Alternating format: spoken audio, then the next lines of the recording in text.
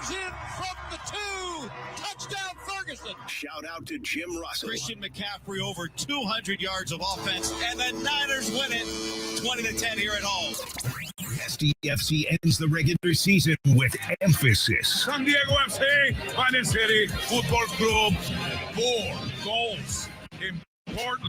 The Aztecs swing back into action after the bye week. The San Diego Padres have called future Hall of Famer Albert Pujols with interest in interviewing him for the team's manager position. My first thought, that's the guy. One, he brings immediate credibility.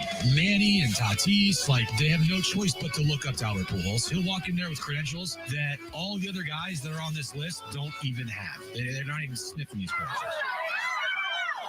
It just got interesting. Now, live from the San Diego Sports 760 studios, it's Jon and Jim. All right, San Diego and Southern California, what's going on? We are back. The band is back together. I don't think we've had Jon and Jim on a show in 10 days. So, unfortunately, we're back. If you've enjoyed not having us together, well, we're back. A lot has happened. First of all, I need to say this. You sound awful. Thank you. Okay, so you've been taught. Now, I thought, because you were out sick for a couple of days, and I saw you when I came in, I'm like, you're fine. I'm looking at you, you're like eating chips and your sandwiches like you always are. I'm like, you're 100% fine. And then I heard you speak, and you're like coughing up phlegm, and like everything is like stuck in your throat. Yeah. Pause. Ew. But I mean, it's good to see you. Oh, it's good to see you. Do you think today, if you had to do a solo show, you would be able to do it? Yeah, I think I could. It would sound awful. Yeah, I can hear that in your voice right now. Like, it's just not. It's not there yet. Like, it's not. So last week, Thursday, I'm like, oh no. And Brent was like, dude, you're done. And I tried my hardest. It's a good week. Now, it's fine to take a couple of days off. It's not like the Padres manager changed hands and the GM's future's in doubt. They're managing and they're going to interview Albert Pujols for their manager. Yeah, it's a fine week to just take off. Yeah, their manager quit, and there's reports of turmoil once again in the front office between Grupner and Preller. It's fine. You all know the story. Pujols might be the next manager of the Padres. Yeah, Dodgers are in the World Series. It's again. It's not a big deal. No, not a big deal at all. So it's a perfect couple of days just to enjoy at home. Yeah, SDFC's the number 1 seed in the Western Conference. Yeah, it's fine. It's felt like forever. We were talking about this before the show. The last show that we did together was... Were the Padres in the playoffs? No, they weren't. I don't remember. Schilt was the manager. Was he? He was. When did he bail? Because he quit on Monday. Oh, yeah, I did that solo show. Yeah. And I was like, what? I was in Philadelphia. Oh, must be nice. Well, you were just in Philadelphia. Must be nice. So we were both in Philadelphia. Yeah. But yeah, lots happened. And now here we are. A week after he got, he retired, quote unquote. Now it's like, well, Albert Pujols, come on down. Let's start here, man. We'll get into the latest with the Padres. We have a loaded show. Oh my gosh. First of all, congratulations to SDFC. Of course, you've heard the matches all year long here on San Diego Sports 760. The fact that SDFC won the Western Conference in their debut season, doing things that no club in the history of Major League Soccer had done from an expansion perspective. And now it's about more than just being like an expansion club that's done things that no other expansion club has done. Now it's like, can you win an MLS Cup in year number 1? But like, it starts there. They won. They got the right results over the weekend. They wrap up the number 1 seed, Jim. They'll host game 1 of the best of 3 series coming up this weekend at Snapdragon Stadium. We'll have Darren Smith on the show. Tyler Heaps, their GM, is going to join us at 2:30. We'll talk more about it, but what an amazing accomplishment. Like, again, it's one thing to be there at the midway point. It's another thing to do it all year long. And that's what they did. Yeah, they started out strong. They finished strong. And I thought one of the coolest moments from this past weekend was after the match, they don't know if they have the 1 seed secured or not. Right. So they're watching the game like on a telephone. Yeah, they're like, does anyone have Apple TV? Did you hear that? Like, hey, can you come pass me your phone? TV? Like, I got to see what's going on in this Vancouver game. And when they find out that Vancouver loses and SDFC secured the top spot in the Western Conference and the celebration that came after that, I thought that was one of the coolest moments of their year. And they've had just a bunch of just amazing moments. And they've had new players come in and they've had players come in and show out. And they've had constants throughout the year, like Anders Dreyer and Anibal Godoy. Like, they have been a team this year that has been just incredibly fun to watch. And now they go into the postseason as the number 1 seed.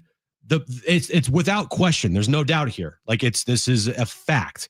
This is the best regular season for an expansion team in the history of MLS, period. And I think that's pretty cool. Yeah. Now the question is, can they have the best season in general from an expansion club, and can they win the MLS Cup in year number 1? So yeah, we'll talk to Darren Smith about it at 3 p.m. Tyler Heaps, their GM, will join us coming up at 2:30. All right. So like as the Padres saga turns, because I'm trying to think about where you even start. Yeah. Because I did a show on Monday where we talked about Mike Schill, and my whole takeaway was there's way more to the story. Oh, and yeah. Of course, there was way more to the story. And even on Monday, I didn't know there was more to the story, but I knew there was more to the story. There's always more to the story. Then later in the week, we learned that, first of all, Preller's future is uncertain, even from his own words. When he spoke to the media about Mike Schill no longer being the manager, this remains a little bit of a cloud over the organization. Like AJ Preller's in charge, right? I mean, they're interviewing managerial candidates as soon as this week. We believe that it'll be Albert Pujols among those that are interviewed as early as Wednesday of this week. AJ Preller is presumably leading that operation, but we still haven't seen any contract extension. We believe maybe it's coming, but then again, we believe that Mike Schill was going to be back. So until we know more on Preller, it's like there's a lot of balls in the air, whether it's Preller's future, is he going to get that extension? Who's the next manager of the Padres? What direction are they going this offseason with free agency and beyond? But doesn't it feel like there's so many questions? I didn't necessarily expect this coming out of the year. I thought Schilt was back. I thought Preller was back. Now Schilt's not back. Preller's back? Question mark, right? Who's interviewing these managers? Like, who's interviewing these candidates? Is it just Preller? No. Or way. is it Grupner and Preller? Or is it John Seidler, Grupner and Preller? Or is it just Grupner? Like, who is interviewing these managerial candidates starting, I guess, on Wednesday with Albert Pujols? Did you read, but because we're catching up on air. Did you read what Dennis wrote last week, which was that Preller was overruled in the last managerial decision, that he wanted Flaherty, and because it was groupthink with Seidler and Grupner, they went with Schilt, and it worked out. Yeah, it worked out to an extent. Right. But like, I'm going back, the last search wasn't solely Preller, so certainly the next search isn't going to be solely Preller's And I mean, decision. you could say it worked out, but like, did it work out? It worked out because he quit. It's a and everyone point. hated the guy. What do you mean by everyone? Us? Well, not us. I meant like in the organization. I know everybody's a generalization, but like a lot of people didn't like Mike Schilt. Fair, but the 90, like this talking points that we would sell fans on, like the 90 wins, the playoff bursts, and they failed miserably in the postseason. True. But would you give him a passing grade for his stint in San Diego? I'm arguing over semantics here. Yeah. I'm over in the time. I get it. And but I think that it's a lot like when Melvin left. It's like, screw Melvin. And now that Schilt left, it's like, screw Schilt. Now we said that while he was managing. I said that last week too. I was like, we were like one of the first shows where like, this guy is just, not only is he a weirdo, but I don't like him. Here's the thing. Is it a loss? We'll see what happens in 2026 and beyond. I would say this, and I know you said it briefly before you died this past week, and we're like dealing with whatever. Yeah, it was bad. I would say this about Albert Pujols, because I haven't been on the air since we heard this news. Don't interview anyone else. If he wants the job, offer him the job, and here is why. He offers something that no one else previously had offered players like Manny Machado and Fernando Tatis Jr.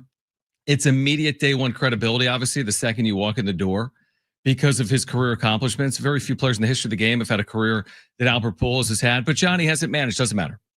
You've got these large staffs now. There's no double switches in the National League. It's all about credibility. It's all about what he represents to the organization. If he wants the job, offer it to him the day he interviews and say, here are the terms. That's how I look at it. I'm sure there's other candidates. There's going to be more quote unquote qualified managerial candidates. If Albert Pujols wants the job, I don't see any reason why you wouldn't offer him the job. He's the guy. He's the guy. He's the guy. I said it today on social media. You said it on social media. Extend Preller, hire Pujols to be their manager. It's not that hard. Get it done. Right. And honestly, it's not that hard. It's look, are you going to find anybody out there with better, I guess, playing credentials than Albert Pujols? The answer is no. Unless Barry Bonds wants the job, no. Now, they're not, signing or making Albert Pujols their DH next year. They should. Maybe player managers in the future. But when you look at the landscape of baseball and how many teams hire former baseball players to be their manager, which is a lot, right? Albert Pujols might be, if you look around baseball, The history of the sport. maybe the history of the sport. Has the best credentials of any manager in the history of the sport. Just on the field. Unless there's a name or two. Did Hank Aaron ever manage a team? Did Babe Ruth ever manage a team? Frank Robinson did. Ryan Sandberg did. Albert Pujols has better credentials than both those guys. Yeah. I mean, Frank Robinson, you go back, but yeah. So Albert Pujols, will be a first ballot Hall of Famer, maybe even 100%.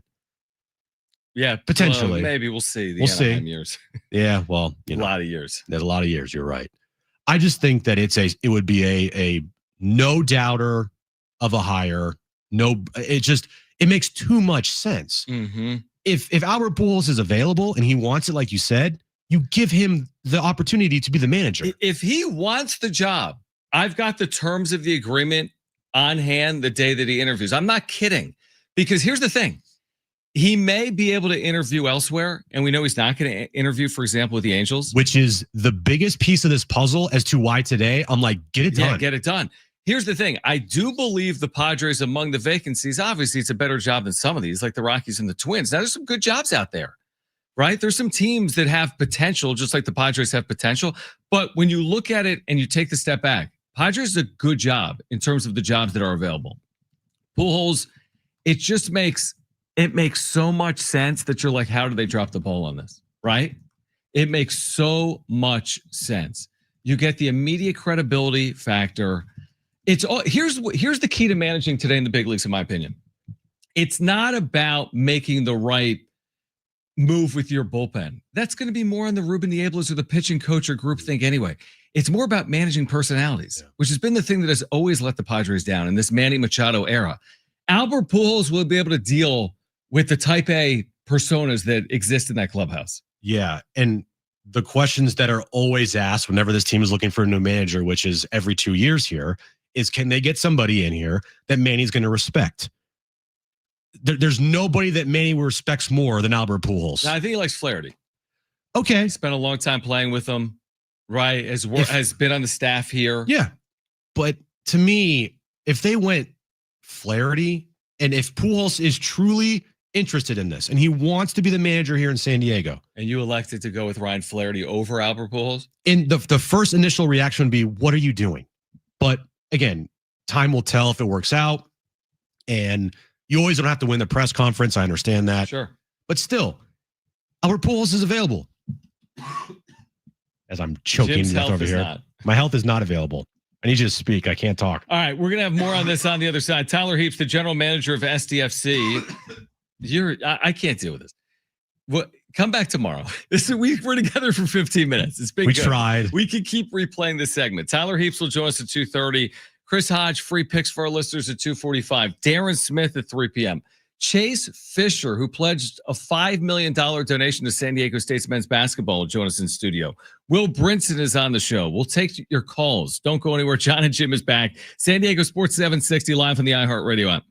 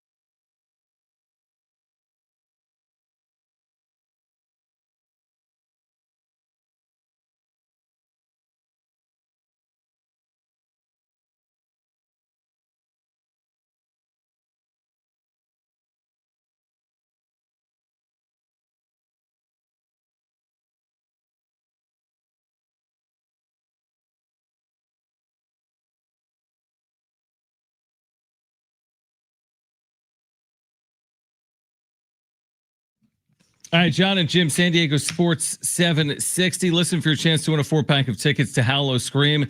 SeaWorld San Diego this year, new horrors awaken. 5 haunted houses, 8 managerial candidates, 8 terrifying scare zones, hidden speakeasies, and the thrills of coasters after dark. Every Friday, Saturday, and Sunday now through November 2nd. Halloween fun for the whole family. For a limited time, kids go free with a paid adult ticket.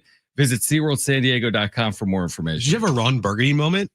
Or you just I was trying to be fun. I feel bad, dude. I probably shouldn't do that, but 8 managerial candidates. Jeez. Go through the scare zone. Who's in charge of the Padres? Turn left, it's Eric Rubner. Turn right, it's AJ Preller. Go straight, it's John Seidler. Right. Scary. All right. Tyler Heaps, GM of SDFC, will join us coming up at 2:30. I'm trying to I always use this term, to put a bow on the last week from a Padres perspective. Because we hit on the Schilt stuff. We know that there's this, he retired, but it wasn't what it seems. We don't know the full impact of what was going on behind the scenes, but clearly wasn't what it seemed. And we'll never know. Right, we won't know. He quit. The Preller thing is still weird from all the reporting, including Dennis Lynn, which is like, he's probably going to get a contract offer this month, but there is still a question about his future. And then you got Grupner going on the flagship this morning, refuting everything that Dennis has reported, and still not giving like this vote of confidence fully to AJ Preller. But correct me if I'm wrong because I didn't hear it. But according to Talking Friars, who was like, according to Talking transcribes Friars, everything. He said something along the lines of Grupner made it clear that they would like to have Preller back beyond 2026. Yes, and that John Seidler is going to be the one that's going to be taking care of this. What are they waiting on? I don't know. In Chicago, too. Like, what has happened since the season ended? Well, Mariners and Blue Jays have played 100 games. Shohei Otani has hit 100 home runs. It shouldn't be hard. Yeah, like there's been a lot of time. You know, in professional sports, this happens in college. In college sports, 9 head coaches at the FBS level have been fired since the Padres season ended. It's either you know, right, or you don't. And if you know, get it done. And it shouldn't take this long. We shouldn't be getting into after Schilt quit or retired or got fired or whatever you want to say. We shouldn't be still wondering, is AJ Preller going to stick around for longer than next year? It's a bad look for you. Even forget longer than next year. Is he going to stick around? That's true. Now, here's the thing, and Dennis wrote about this. There's no openings. As we see it right now, it's like Colorado. And he even speculated on that. He's like, what do you prefer? I mean, are you serious? Credit Colorado if they somehow swoop in and pull that off. Oh my gosh. What would people say? What would people say? Pitchforks. I do, because look, the perception now is, and it's a little more than perception, right? I know Grupner's denying it to the full extent this morning, but I mean, come on. It's the worst kept secret in this town. You guys don't like each other. All right. They're not BFFs. No, you're not BFFs. I've heard some stories are being reported like you guys aren't tight. All right. We all know that. So the perception would be if AJ Preller were to leave the organization, right? And he went to Colorado, let's just say, for hypothetical purposes here. We'll talk about that. So he goes to Colorado. Would that not be the worst look in the history of anything? Everyone's going to hate you, Eric. And everyone right now is already saying, we want Preller over Grupner. If we had to choose, right. It's not even a close debate here. But it's the thing is, Preller over Grupner. And Grupner's now like a part owner. I know. With limited equity stakes. So Grupner's not going anywhere. He literally owns the team. Signed this secret contract extension, either, what was it, last year? Not this past year, but the previous year. Because that's what Dennis wrote, right? Yeah, like, what? So it's a lot going on. You're signing, secret contract extensions. Schilt's getting contract extensions. Yeah. The only person that's not getting contract extensions is AJ Preller. And right now, without AJ Preller, you're not getting the 72 sellouts in a season. Like I like the bobbleheads too, but let's be honest. Yeah, come on. You know what I mean? You're not selling out 72 games with bobbleheads. Let's go to the phones real quick. Tyler Heaps, the GM of SDFC, will join us in about 6 minutes. 877-767-4760. Race wants to weigh in, and Race, appreciate the patience. You're on with Jon and Jim. Anyways, guys, not a long take today. Just curious, on your take on Schilt, not liking him, not thinking he was that great. Why does AJ get all the credit for back-to-back 90-win seasons and Schilt doesn't? I mean, he's had five full season teams, taking them all to the playoffs. And whether or not he's kind of a weird guy doesn't really make that much of a difference, right? And every manager is going to get questioned about calls, taking guys out, bunting. I mean, that happens over the course of a whole season, right? I mean, Dave Roberts was raked over the coals for 7 years or 8 years. And so, why does AJ, he gets credit for all these wins, even though he's spent twice as much as the Padres ever have in their whole history, right? I mean, he's spending over $200 million, which would be easy. He's a top 10 salary team. He should be going to the playoffs every year. So why him all the credit? Why Schilt none of the credit? That's my question. Can I just say this real quick to Rice? I've given Schilt credit. I just never liked the guy. Rice, stay here for 1 second. Here's what I would say. Like, was Joe Torre a better manager with the Yankees, or did he have better players? Because when he managed with the Mets or the Braves, now I'm with you in terms of Schilt. Like, Schilt won with St. Louis. Yeah. But like, it's a chicken egg conversation, isn't it? Like, I don't care how good of a manager you are. Would you agree, Rice? Like, you need the pieces in place, and that's where I give Preller the credit for that, right?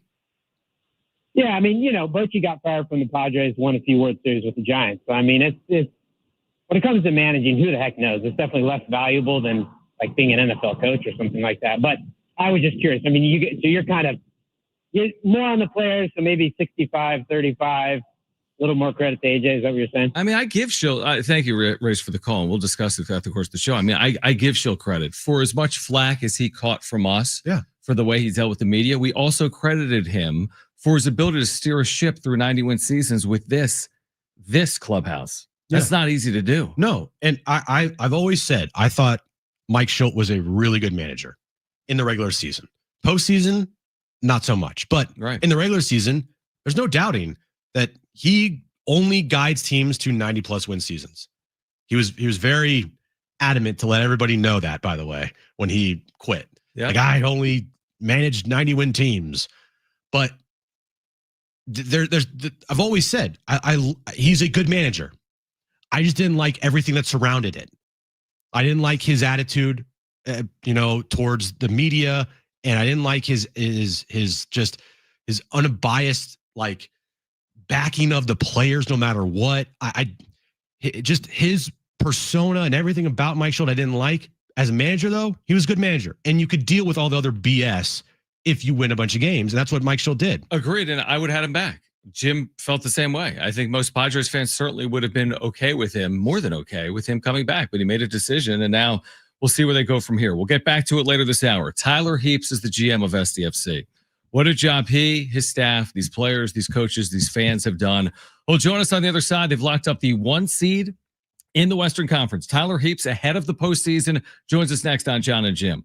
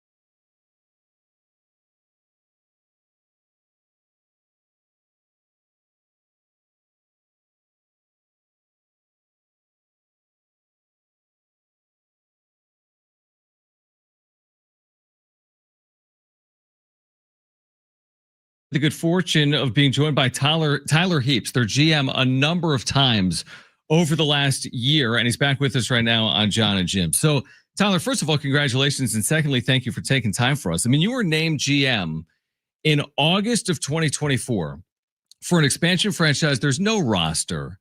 Is this even a part of like your wildest dream? When you're hired into this job, are you thinking, how am I going to put together a team that's going to win the Western Conference? Or did you even envision this as a possibility heading into this job?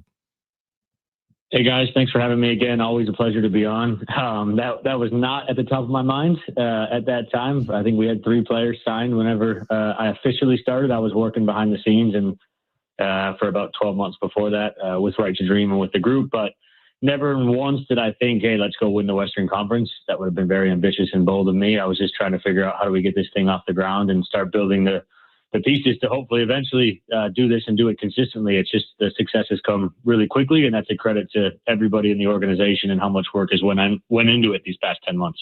So this past Saturday night, you needed a couple things to happen in your favor to get the 1 seed. Did you have like the double box up and like watching obviously what's going on with Vancouver and Dallas, and then what's happening in front of you with Portland and San Diego? What was that experience like for you to watch the game in front of you with SDFC, and then watching to see if you can get other results to get the 1 seed, clinched up for the Western Conference?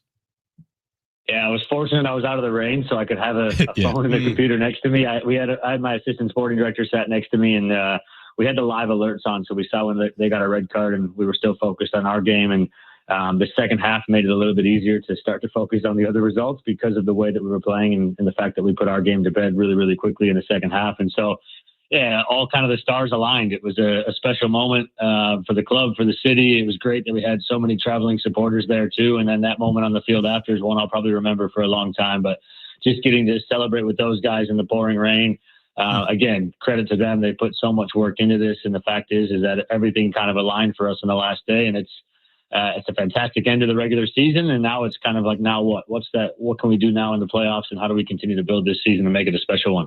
Tyler Heaps, SDFC's general manager, with us right now on Jon Jim. I'm glad you went there with the postseason, and maybe this is a dumb question, but in a lot of other professional sports in the U.S., things change in the postseason. Like we'll say in the NBA, this team was the 2 seed all year, but they're not a good matchup for the 7 seed because Golden State's a veteran team, and even though they're the 7 seed, it's going to be tough for the 2 seed. Or in baseball, right?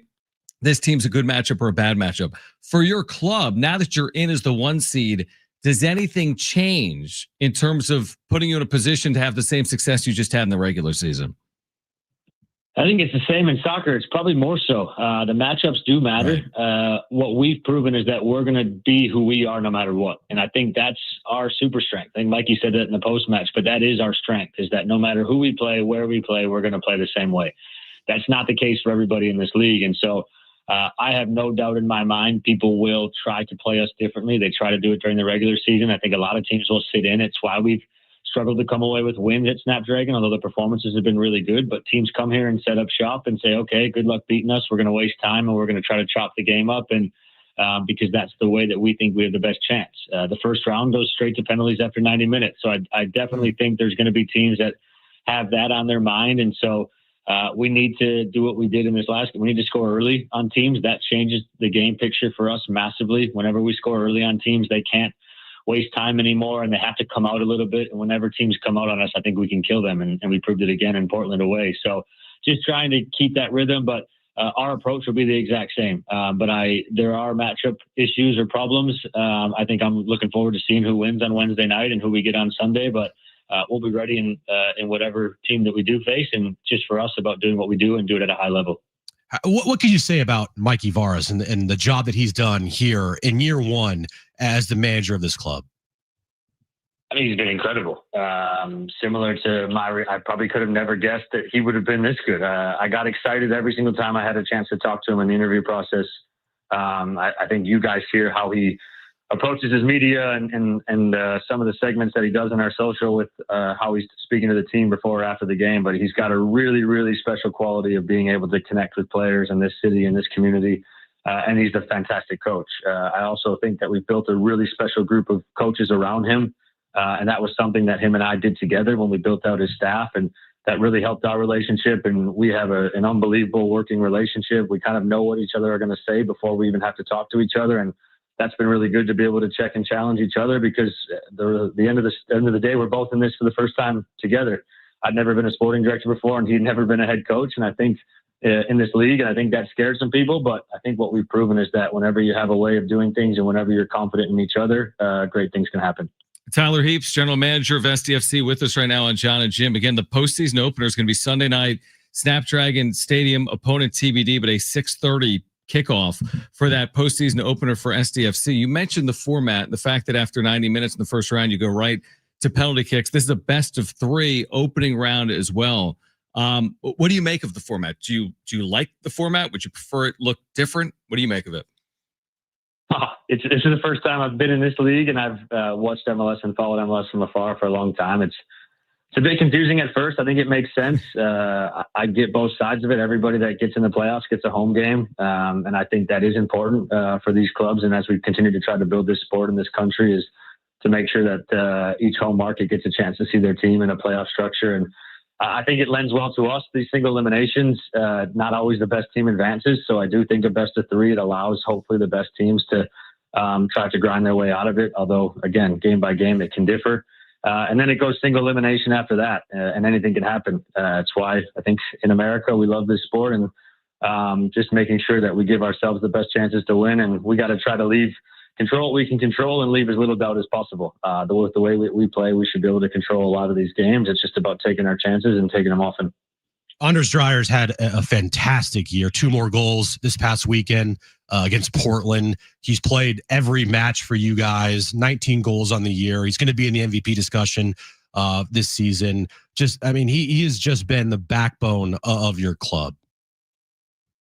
Yeah, he's a tremendous person, and he's an unbelievable competitor. And I think we've put him in positions, and he's taken those every step of the way. The fact that he has been available for all 34 games. He came over without getting an off season too. That's what people don't realize, is that our schedule's different than Europe, and he'd already played 6 months of his season. And so he's going on 18 months here straight. And the fact is, he still shows up day in and day out and trains hard, and is a huge proponent of our group. And then he scores world-class goals like he did on Saturday. And so we need him, and he understands too that we in the way that we play make him better together. And I think he's got 38 goal contributions. So if we can get him over 40 in the playoffs and continue to push forward, but he's been a huge addition, not only on the field but also off the field. And we're looking forward to seeing how he can perform in the playoffs. Tyler, final one for me is just about the support from the fan base in San Diego in year 1, and what that's meant to the club and the organization, and what you'd want people to know about the importance of what's to come, obviously Sunday night and beyond. It's incredible. I was fortunate before I signed. I got to go to a couple of Padres games last year, and I could see how much this city does show up for their sports teams. And I was one of those ones going to those early supporter-led meetups, and there were 10 of them there.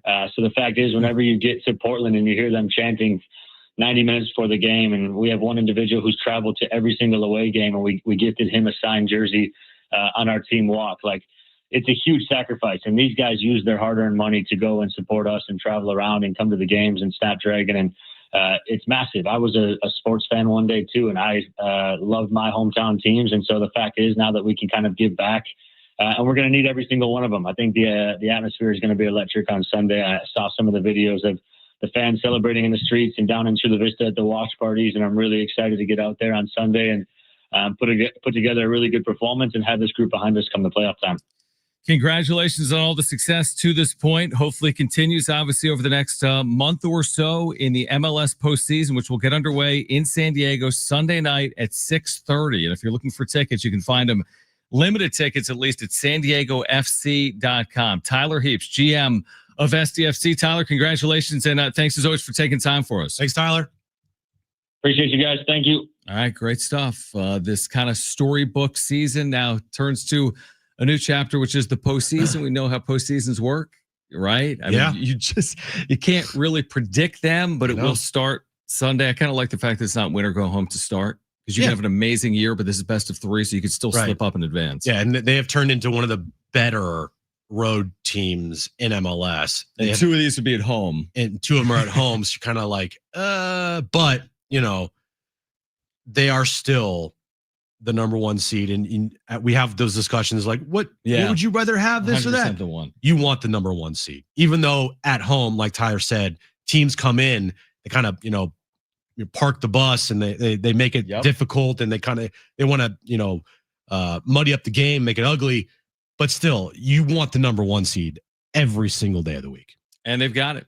All right, Darren Smith with more on SDFC. He's been on the call all season with more on the Padres saga and drama. He'll join us at 3 p.m. But on the other side, Chris Hodge taking Vegas, not in his normal time. He's normally with us on Thursdays. Jim was out of commission on Thursday. Yeah, I was sick, John. You couldn't speak.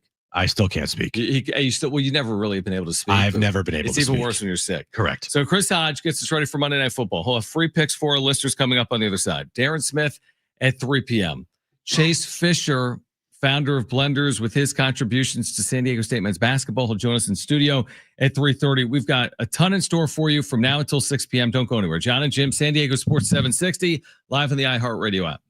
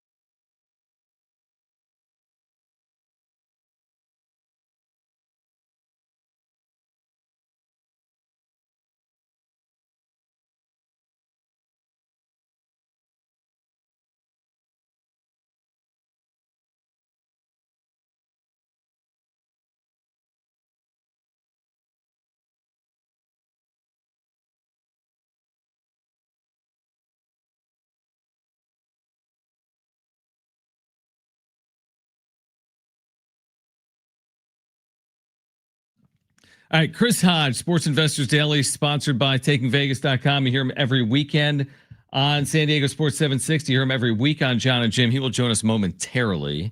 Get us ready for Monday Night Football. 2 games again, Jim, on Monday Night Football. This is so stupid. Are the Seahawks playing on Monday Night Football? Yeah. And the Mariners are playing in something called Game 7. Yeah. And the Kraken are playing tonight. Oh, think about that. If you're just diehard, Seattle born and bred, diehard, you got a lot going on tonight. Yeah, it's clearly Kraken, Seahawks, Mariners. Like, I don't know if the Mariners is it a must win? Yeah, you could argue. It's always next year. All right, let's catch up with Chris Hodge, who's going to join us twice this week. We weren't able to connect last week because Jim was sick and I wasn't here. Good job, Jim. I was sick. Yeah. Chris Hodge, Sports Investors Daily, sponsored by takingvegas.com. Again, you hear him each and every weekend right here on San Diego Sports 760. Now, the last time you were with us 2-0 on free picks, and on your free plays this year on Jon and Jim, you are 12-6 for our listeners. Now, we got a couple of games tonight. What's your free text pick tonight? And first of all, hope you're doing well, and thanks for hopping on, Chris. Wait, thank you. Did I caught the end of what you guys were saying. You guys aren't rooting for the Mariners tonight? We're rooting for the Mariners. No, we're just saying that there's a lot going on in Seattle tonight, sports-wise. You got the Seahawks, you got the Kraken, and then the Mariners are playing in I think a must-win game tonight. So can we talk about that for a second? Do you want to talk about this game tonight, Mariners Blue Jays? Just the way this country's going nowadays, if you sound like a nationalist, you're a bad job. I'm not rooting for anything from Canada. Screw them. I'm rooting for the team, for the country. We are too. Seattle, We're big Mariners fans here.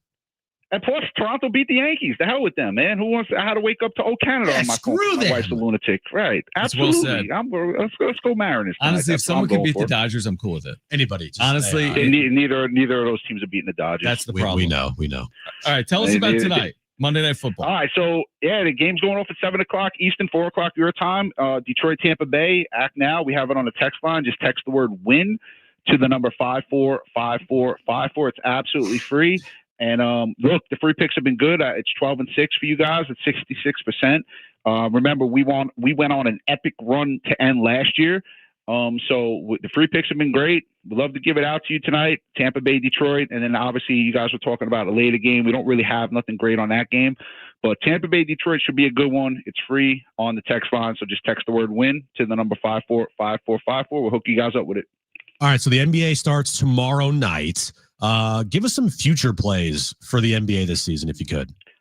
So again, when I did this with you guys with baseball, we went 2-1, and there's some long shots in here. So, for anyone out there listening, just bet these accordingly because these are not the favorites, within the division. But I think they do create some value. So I'm going to give you one in the East and one in the West. We'll start with the East. I think the Atlanta Hawks, they a lot of people don't realize the additions they made. Porzingis is there now. They got good depth players. They have a good coach over there. And they're plus 175 to win their division. Now, everyone is hot on Orlando, and Orlando was a good young team. But this Atlanta Hawks team last year, they didn't play poorly, and they just had things go wrong at the wrong time for them. And they still were able to win, 41 or 42 games right around there. And they didn't miss that division by much with Orlando. So I'm going to go over 47.5 wins for Atlanta. And I'm going to give you Atlanta to win their division at plus 175. So those are the two for the East. Over to the West. Now, no one is going to like this. Okay, you guys are going to think I'm crazy, but that's fine.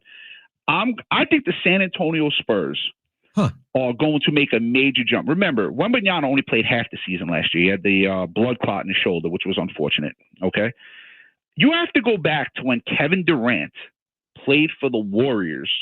Okay. For the last time that he played on a team that won their division. Okay, I'm never sold on Houston. I know I get into a fight with those guys down there all the time. I'm not sold on this team. I'm not sold on Kevin Durant. And I think the Spurs at plus 450 offer really good value. Okay, and I believe they're going to win over 44.5 games. So I'm not sold on Houston. Houston is a big favorite to win that division. You also got Dallas and New Orleans in there who are, you got the Kyrie Irving stuff, and New Orleans stinks. Memphis, not really a problem much either. They made a lot of changes. It's going to be between Houston and San Antonio, and I'll take the plus 450 and over 44.5 wins. All right, so if you want tonight, again, Detroit, Tampa, you can get it absolutely free. Just text the word win, WIN, to 545454. That's win, WIN, to 545454. Again, Chris Hodge, takingvegas.com, with us right now. Jon and Jim, I want to switch back for a moment to baseball because we agree. We think the Dodgers are obviously at this point winning the World Series. It would be very surprising if they didn't. Would you lay whatever the odds are right now? What is it, minus 210 or so for the Dodgers to win the World Series? Is that a worthwhile wager? I mean, it's interesting. Both Seattle and Toronto plus 400. It's worthwhile because they have to all die for them to lose that World Series. Like, it just is what it is. Their pitching is too good right now. They came together at the right moment. Otani's playing. He might have had the greatest single game in the history of baseball a couple nights ago. And they're just too good. And look, they spend the money.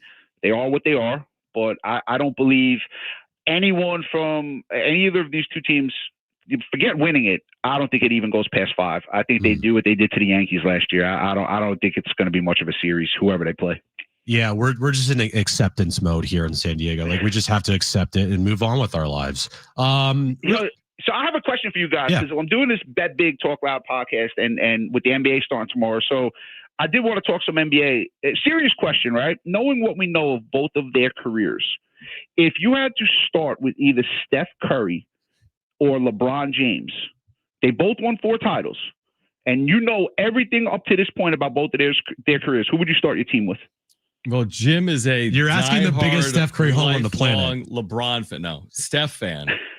So my answer is Steph. My answer is Steph. I'm a diehard Warriors fan, and I'm a Steph lover. So my answer is Steph Curry. I think if you ask, here's my. But I have a lot of good things to back that up. It's not just because I love Steph. But here's what I would say. I think if you ask most sports fans, they would just, because of the name LeBron, they would just say LeBron, because like, it's LeBron James. Like, you can't go wrong by saying LeBron James. But I mean, I don't think you could go wrong by saying Steph Curry either, truthfully.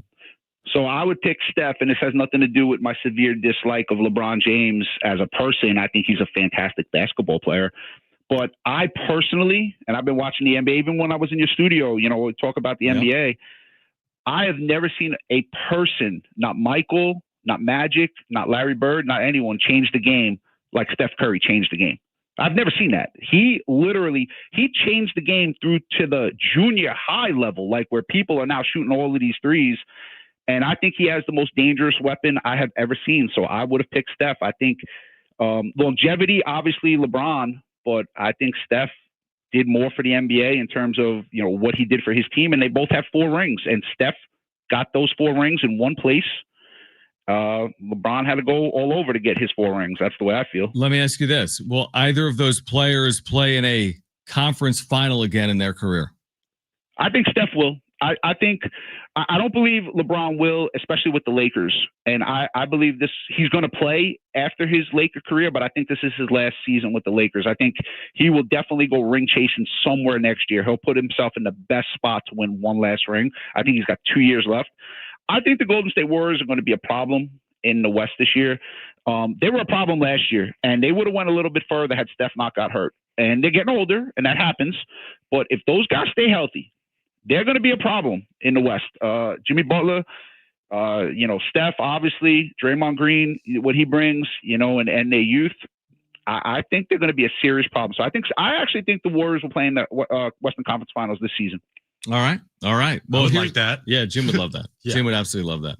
If you want tonight's game, again, 2 Monday Night Football games. If you want Detroit and Tampa, all you need to do, you can get it for free. Text the word WIN. WIN to 545454. That's WIN to 545454. Chris is back with us Thursday. We'll talk about Thursday Night Football. He'll give out some free picks for our listeners on the radio as well, and we'll do it again. But we're looking forward to the start of the NBA season, Monday Night Football tonight, and we'll catch up again, Chris, in a couple of days, all right? All right, thanks, guys. You have a great day out there, all right? All right, great stuff. Chris Hodge, again, he's been so good for our listeners, 12-6 this year with his free plays right here on San Diego Sports 760. I like that. His take there. You like that Steph's better than LeBron and the Warriors are going to win the next 3 titles or whatever he said? That'd be nice. That'd be very nice. All right. Darren Smith on the other side with his perspective on SDFC. He's been on the call all year long with Adrian Garcia Marquez. How could anyone have expected this? Like, if I was in Darren's shoes getting ready for the year, you're all excited because you got like this new club that they're in town, but like I think people would have been just happy, like just finish the season. Well, no, they're going to finish the year. I know, but the beginning of my point is it's like the expectations for this club were to build a community, to build a fan base, to build tradition. And all of a sudden they just flew past all those expectations, which weren't that high to begin with, I don't think. MLSsoccer.com had them 15th in the West. I know. Last in the Western Conference. They were wrong. They were really wrong because they finished in first. Yeah, they did. So Darren Smith, who's been on the call all season long, he's going to offer his perspective on SDFC. And then, of course, we'll turn our attention to the Padres with Darren, as well as he's been covering the Padres for 20 plus years here in San Diego. So Darren Smith on the other side. We'll have an in-studio visit from the founder of Blenders Eyewear, Chase Fischer, will join us at 3:30 p.m. Got a great show for you from now until 6 p.m. Don't go anywhere. Hour 2, Jon and Jim on San Diego Sports 760 and live on the iHeartRadio app is next.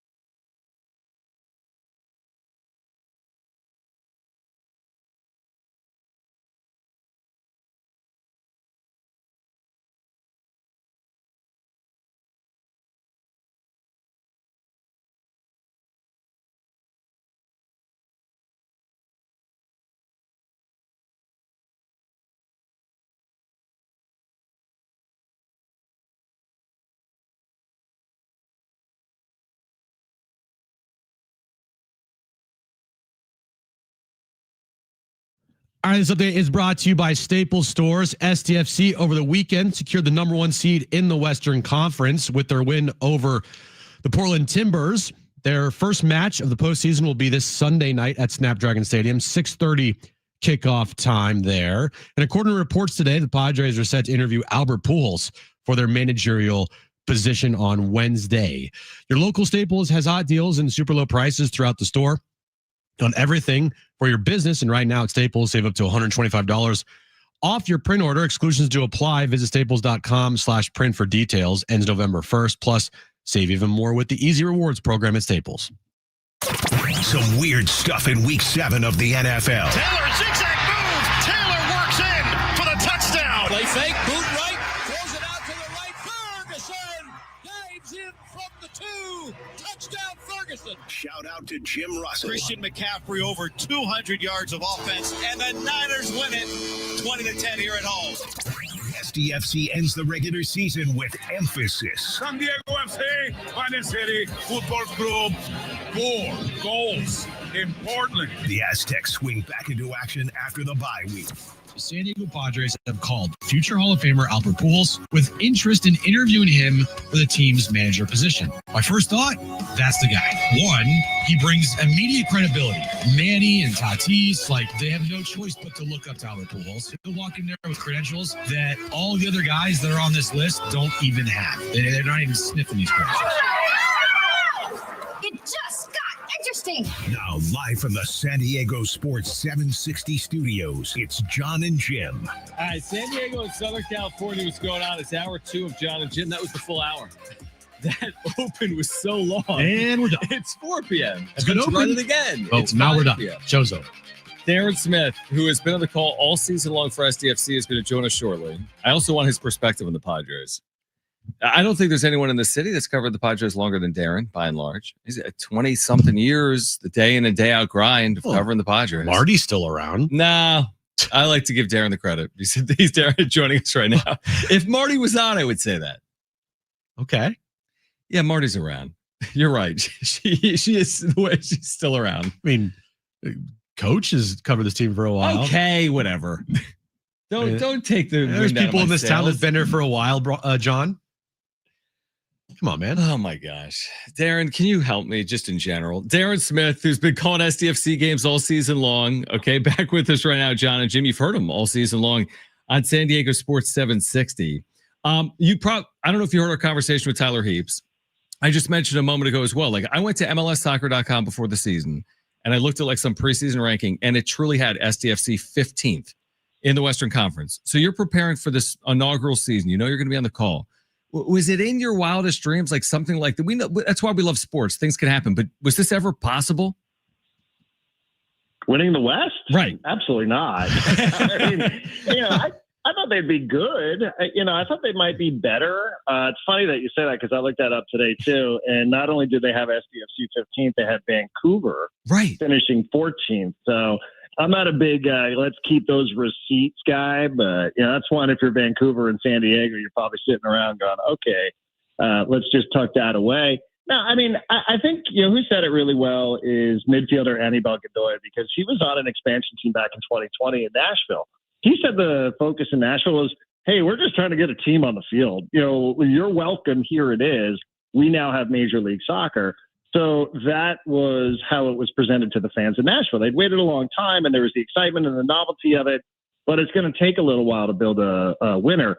And I did hear the conversation with Tyler, who I think is really sharp, and I think you have to give him and Mikey Barras a ton of credit because they came into this with a style and an identity, structure of system of play that they felt like could work in Major League Soccer, and not just to catch people by surprise in the beginning of the season, but they felt like what Tyler was talking about, how they're going to play on the road, is going to be consistent with how they play at home, and that was going to convert to success. So I think they had a really good plan, and then obviously it's clicked with some players. But I thought maybe they would be competitive for a playoff spot, but this is crazy. This is just it's an incredible story to watch this happen and have it come down to the final match of the season. Made it even better.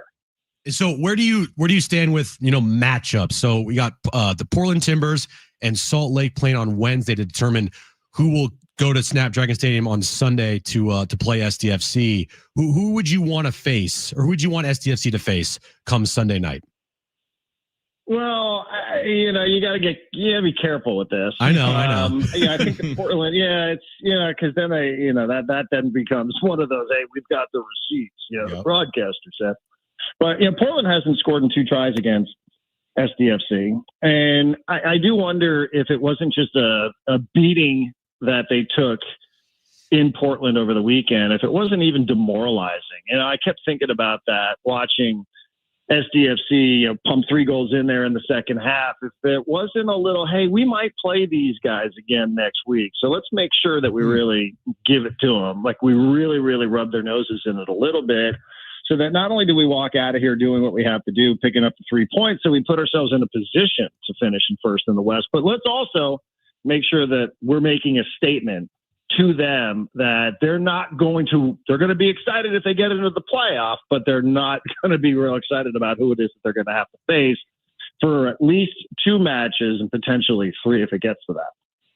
All right, Darren I didn't Smith. answer the question, by the way. So I don't know that I would just, I guess if you're forcing me, I feel confident against either one of them, but I do appreciate what it was that just happened this past weekend. You not only beat them, but embarrassed them. You had their crowd booing them in their building on what's been a disappointing season. And I can't imagine that group would want to face this team again. But I would say, for SDFC, they probably are willing to take on either one of these 2 teams coming up next Sunday. I guess I should have asked, who do you think they match up better against? With the matchups, if they were to play Real Salt Lake or they were to play Portland. Okay. Yeah, I think Portland, just because Portland really has a tough time scoring. They're pretty good at goal prevention, but they're not really good at goal scoring. And I think that's something that San Diego is really, really good at. Here's my question, Darren, and tell me if it's a dumb question, but this happens in others. It's probably Jim's looking at me like it's a dumb question. It's a dumb question. Obviously, with the Padres, we go into an offseason, we're like, the future of their manager and their GM. Will we do the same thing with SDFC? I don't know the contract terms, for example, of Mikey Varas and Tyler Heaps. Will their success elicit other, it has to, right? Elicit other potential opportunities for them, or how's this going to work in the offseason? I would think it does. There's always a bit of, do you become somehow victimized by your own success in that regard? Because, if I were a team and I were a team that was looking for a really creative, innovative type of coach, and I saw what it was that happened with an expansion team in Major League Soccer, and on top of that, I saw a particular style that is really appealing. They play really appealing soccer. They don't just like kicking it around. It's not just possession for the sake of possession. They want to score. They want to be playing with initiative. They want to do all those things to be entertaining as well. It makes him a very attractive candidate. His ability to communicate is second to none. So I think both of them have really, really bright futures, and that's just the way it goes in sports, right? Even in college, we're seeing this sort of stuff all the time. The Indiana coach just got rewarded with a $90 million contract because people were worried he was going to end up heading off to some other bigger program, right? So, you do have to keep in mind that this is sort of the natural progression of the sport. It's going to be part of SDFC's future when it comes to players. Part of why you want to build around academy players is that you're going to get these players through your system and you're going to make them to attractive clubs all around the world. So I hope it doesn't happen too soon. I do think that they're really, really, really good fits here, not just for the whole program, but also for the whole project, but also for the city. But yeah, they're really good. They're really, really good at what they do. And, you would love for them to see at some point somebody go, hey, we would like to take a chance on a player like that, or a coach like that, or a general manager like that at some of the highest levels in the sport around the world. But, I'm going to enjoy them while they're here, and I hope they're going to be here for a little while longer. Yeah, it's been just an absolutely incredible year for SDFC. Moving over to the Padres here before we let you go here, Darren. Albert Pujols' name has come up. I know you probably talked about it today on Section 1904, but what are your thoughts on potentially having Albert Pujols step in as manager? Me and John think that if he wants the job, bring the paperwork. Don't interview anybody else. He's the guy if he wants the job. What's your take on that? I don't know that I'd be that ready to put a contract in front of him. Yeah, I do think that there's interesting connections. Not just in terms of nationality with certain guys in the clubhouse, but for a long time, Albert Pujols, his agent was a guy named Danny Lozano, who he's now moved on to Rock Nation, but that's also Manny Machado, Fernando Tatis Jr., Luis Ariza's agent. So I don't know. Maybe there's some connection there. Maybe there's not. I don't know enough about him. I must admit it. If it's possible to be agnostic about somebody like Albert Pujols managing the Padres, I feel a little bit agnostic about it because I just don't, I don't know how it is that he's going to run a bullpen. And I heard what you guys were saying earlier with, hey, that's Ruben Niebla's job. Maybe, but you're going to want some confidence that the manager knows how to do that sort of thing too, right? And I think he probably has put himself out there to create conversation. I'm curious to know, did the Padres reach out to him or did he make himself available to the Padres? I'm not convinced one way or the other. I just don't know enough about him in terms of how he would be as a leader inside of a clubhouse to say that I would put a contract in front of him, but I understand the appeal. I definitely understand the appeal. I would have loved it when he was a player if he had somehow ended up here in San Diego instead of the Angels, but I just am not yet convinced that I would just say, okay, here it is. Here's your contract for how many years, and let's get this going. Here was my concern. I think I said it off air with Jim. So the one thing with going with someone like Pujols, and I enjoyed what you said about that perspective. It is a good. I mean, listen, it's not. That's way too simplistic to be like, give this guy a contract, obviously. But here would be my concern, and the Padres have had so much turnover in that chair. A guy that's got $400 million in career earnings, he doesn't need you, right? Like he doesn't need it, and it's already been proven to be a hard job. Mm-hmm. Managing in the major leagues is a hard job. So if Pujols steps in, what prevents him from walking away just like these other managers have walked away, right? Right. That would be my concern. He does. He's like, do I really need it? It was fine, but it's not what I can't really work with Preller. He calls me at 3 a.m. Like what's going on here? These are tough jobs. There's not a lot of Hall of Fame players that have managed. These are hard jobs, I feel like.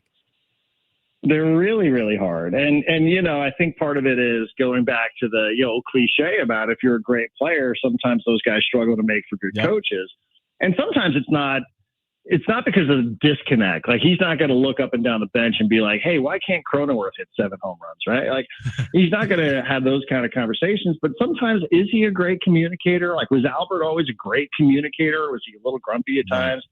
I do think, a first-time manager who comes from that level of success, I would question how it is that he's going to handle a bit of failure. Because it's going to come. Like, it's definitely going to come. Everything's not going to be smooth sailing, right? Even when you're on your way to 90 wins, you're going to go through some ups and downs. So how is he going to handle that as a first-time manager in the big leagues after one of the greatest careers that we've ever seen? And there's no way to know that until you put him in that position. I would have to be pretty thorough about that because I think it could be intoxicating to look at the resume and to talk about the personality and think about what it represents. I think that could all be really, really intoxicating. So I'd have to be really, really thorough and ask a lot of questions before I was ready to just say, okay, cool, let's bring that guy in here and see how it goes. It's a pretty important time in this franchise's history. So I know we don't need any convincing about who Albert Pujols is. If we were talking about the player, that's one thing. We're not. We're talking about something that he's never done before. So I would want to really, really be thorough here and make sure I'm not just going, cool, it's a good name, it's going to look good on Instagram, and maybe some guys in our clubhouse will be into it. And I know we're all wondering about the future of AJ Preller, but interviewing for manager positions and you don't have a resolution on the future of Preller, it's like, what's taking so long here? I feel like if they were going to extend him, it should have happened by now, right? I guess, and maybe it's just crossing T's and dotting I's, and maybe there's a little bit of clarity required about what the chain of command is going to be, because we know what it was like under a previous structure with Peter Seidler. We are less clear what the structure looks like with John Seidler. So maybe there's just a little bit of clarity that needs to be sought out before you go ahead and say yes to anything. I think these jobs are, Preller, for the most part, has had a lot of autonomy when it comes to how it is that he runs his baseball operations department. And that was by design. So is that still going to be the case? Or, are there things here that he might have to to figure out how to operate around that he hadn't previously. And, maybe it's as simple as that, or maybe he's just taking his time. Maybe he's just dragging his feet. Maybe there are other things that they have to worry about. Maybe the Schilt stuff really kind of caught them by surprise, and maybe they had to, divert some of their priorities in a different direction. I mean, there could be all sorts of reasons why.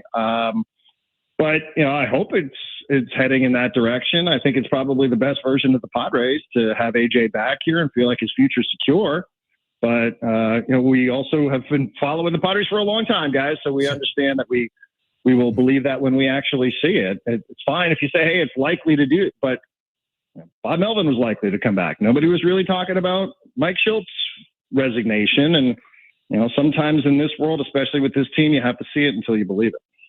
If you want more from Darren, or before you believe it, or whatever I'm saying. Yeah, we get it. I like the first version better. Yeah. Both of them are good. I also want to just be the first person here, apropos of absolutely nothing, to say the fight for the old oil can on the Jon and Jim show this week. So it's a huge week. I know we haven't even mentioned that. Good job, Jim. Put down your updates. Okay, it's Monday. This is why you write out the updates in advance. It's Monday. I'll talk about it on Thursday and Friday.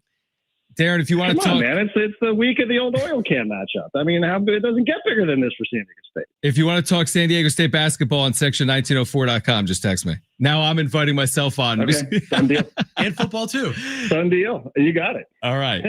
Anytime you want. Man, we want to talk football first. I mean, the program's, often flying here, so I'm excited for it. Man, everybody knows how much I used to talk about the Fresno State and San Diego State. I know. So I always do like that one because I'm a big fan of it. It's a big game, and I know we're way up against it. But to your point about, hey, when you have success, when you have success, you have opportunities. It's what's happened here with Sean Lewis. I mean, from 3-9, and what people were saying about football to now 5-1, and you see all these vacancies in FBS football at the highest levels.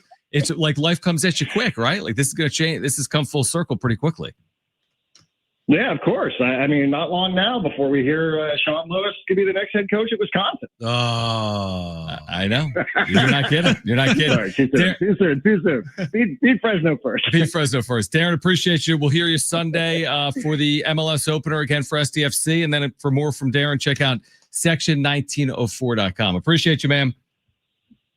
Thank you, guys. Great stuff from Darren Smith. We'll react on the other side. Plus, Chase Fischer, Blenders Eyewear founder, he pledged $5 million over the next 5 years to support San Diego State men's basketball. Join us in studio at 3:30. It's Jon and Jim.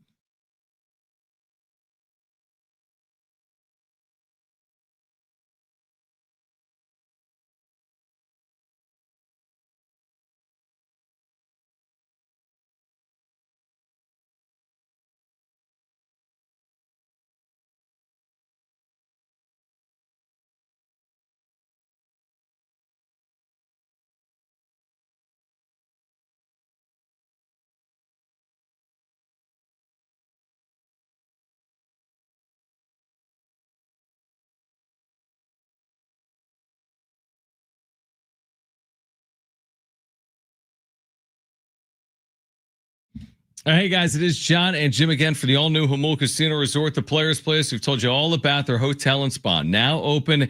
It's the next level of luxury. It's arrived, and you can treat yourself to a stunning new stay. Rooftop relaxation, indulgent spa treatments, and all the thrills of Jamul Casino Resort, now all in one unforgettable destination. Yeah, and savor San Diego's ultimate endless dining experience at Jamul 23, from their world-famous lobster brunch served every morning to luxurious VIP endless dining experience each evening. Indulgent chef-curated specialties, fresh seafood, prime cuts, and decadent desserts, all with stunning panoramic views. So let me tell you more about the spa. That's open as well. You can unwind in style, experience pure relaxation with indulgent treatments, serene spaces, and a retreat designed to refresh your body and mind. Only at Jamul Casino Resort, the Players Place.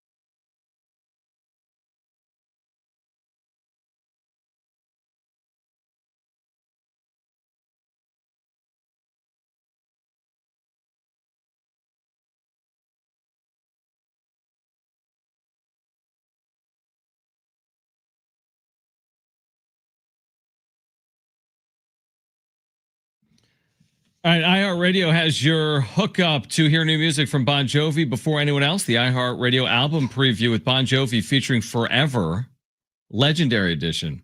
Discover never-before-heard tracks from their new album, Forever, Legendary Edition.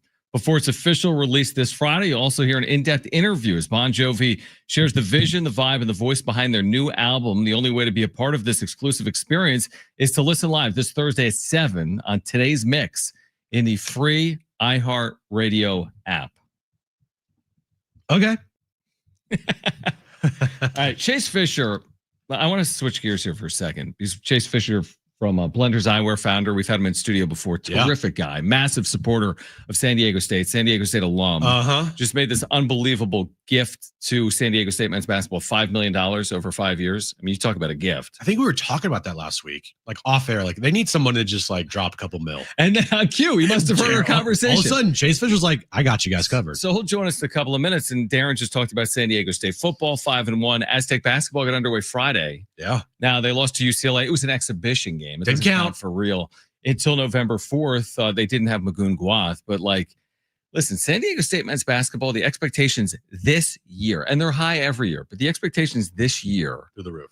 Yeah, they're like, people are already asking questions like, is this team deeper than the national championship game? There's so many expectations, but and Chase will join us in studio. Like, it takes resources to maintain a roster like San Diego State has. They have multiple first-round picks potentially. Now, we'll see. But like the Miles Birds and the Magoon Guas, at least and the NBA talent. I mean, they got serious talent on this roster. Yeah. Guess how you do that? It takes resources. In today's world of college athletics, 10 years ago, different world. But now, like, you have to have the money. You have to have the NIL program. You have to have all that. It can't just be solely based on recruiting. You can't win or compete or stay up with the big boys in college athletics if you don't have the resources that back the program. Would you agree, by the way, when we were talking to Darren there, like, last year, Sean Lewis 3-9. Yeah. This year, they have that loss to Washington State. And then all of a sudden you rattle off 4 straight wins. They've looked like one of the better programs in the West, certainly. They're getting votes in the top 25 in the AP and coaches poll. This will not be easy, obviously, in Fresno. But like you go, like Darren said with SDFC, you go 10-2 or you win the Western Conference. It's like you're a victim sometimes of your own success. You're like, maybe don't win too many games. We had this conversation. I think it was a rap question. Like, would you prefer 8-4? Sean's back for a third year. You go 10-2 and he's not back for a third year. I think you maximize it and you try to win as many games as possible. Of course. And we'll worry about what happens next year. But right now, Saturday, for San Diego State in the afternoon, like, is it fair to say, or is it unfair to say it's the biggest game that Aztecs have had in years? Since the 2021 Mountain West title game. Yeah. It's a massive game. It'll be sold out in Fresno, blackout, 40+ thousand. Yeah, 12:30 kickoff. 12:30 kickoff, pregame at 10:30. You can hear it right here on San Diego Sports 760. All right, joining us in studio in a couple of minutes, Chase Fischer, Blender's Eyewear founder. He pledged $5 million over the next 5 years to support San Diego State men's basketball. He'll join us coming up next right here on Jon and Jim.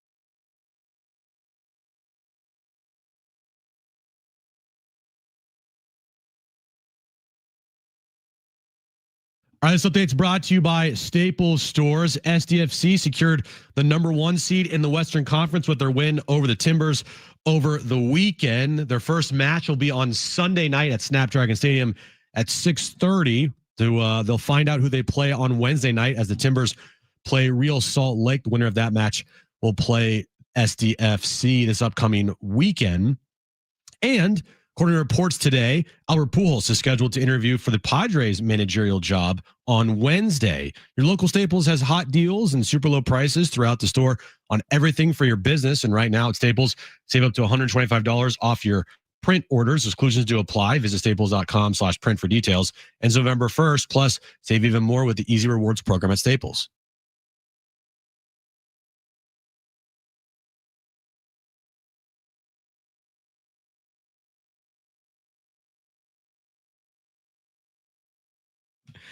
All right, Jon and Jim, San Diego Sports 760. Chase Fischer, founder of Blenders Eyewear, will join us in studio coming up. And when he pops his head in, we'll have that conversation about his unbelievable gift to San Diego State. Men's basketball season is 2 weeks away. The expectations are crazy high. I wanted to respond to what Darren said about Albert Pujols. I think he brings up good points. So we were like, just give the guy the lifetime deal. Get it done. Get it done. Lifetime 6 deal. years, 60 mil, right? Whatever. Yeah, no manager can last more than 2 years here, so give him a 6-year deal. He makes a really good point, which is like, do we really know what we need to know to prove that Albert Pujols is a capable manager? Do we know what we need to know? I would, but here's the thing though, and I agree with Darren, but also I would push back with this.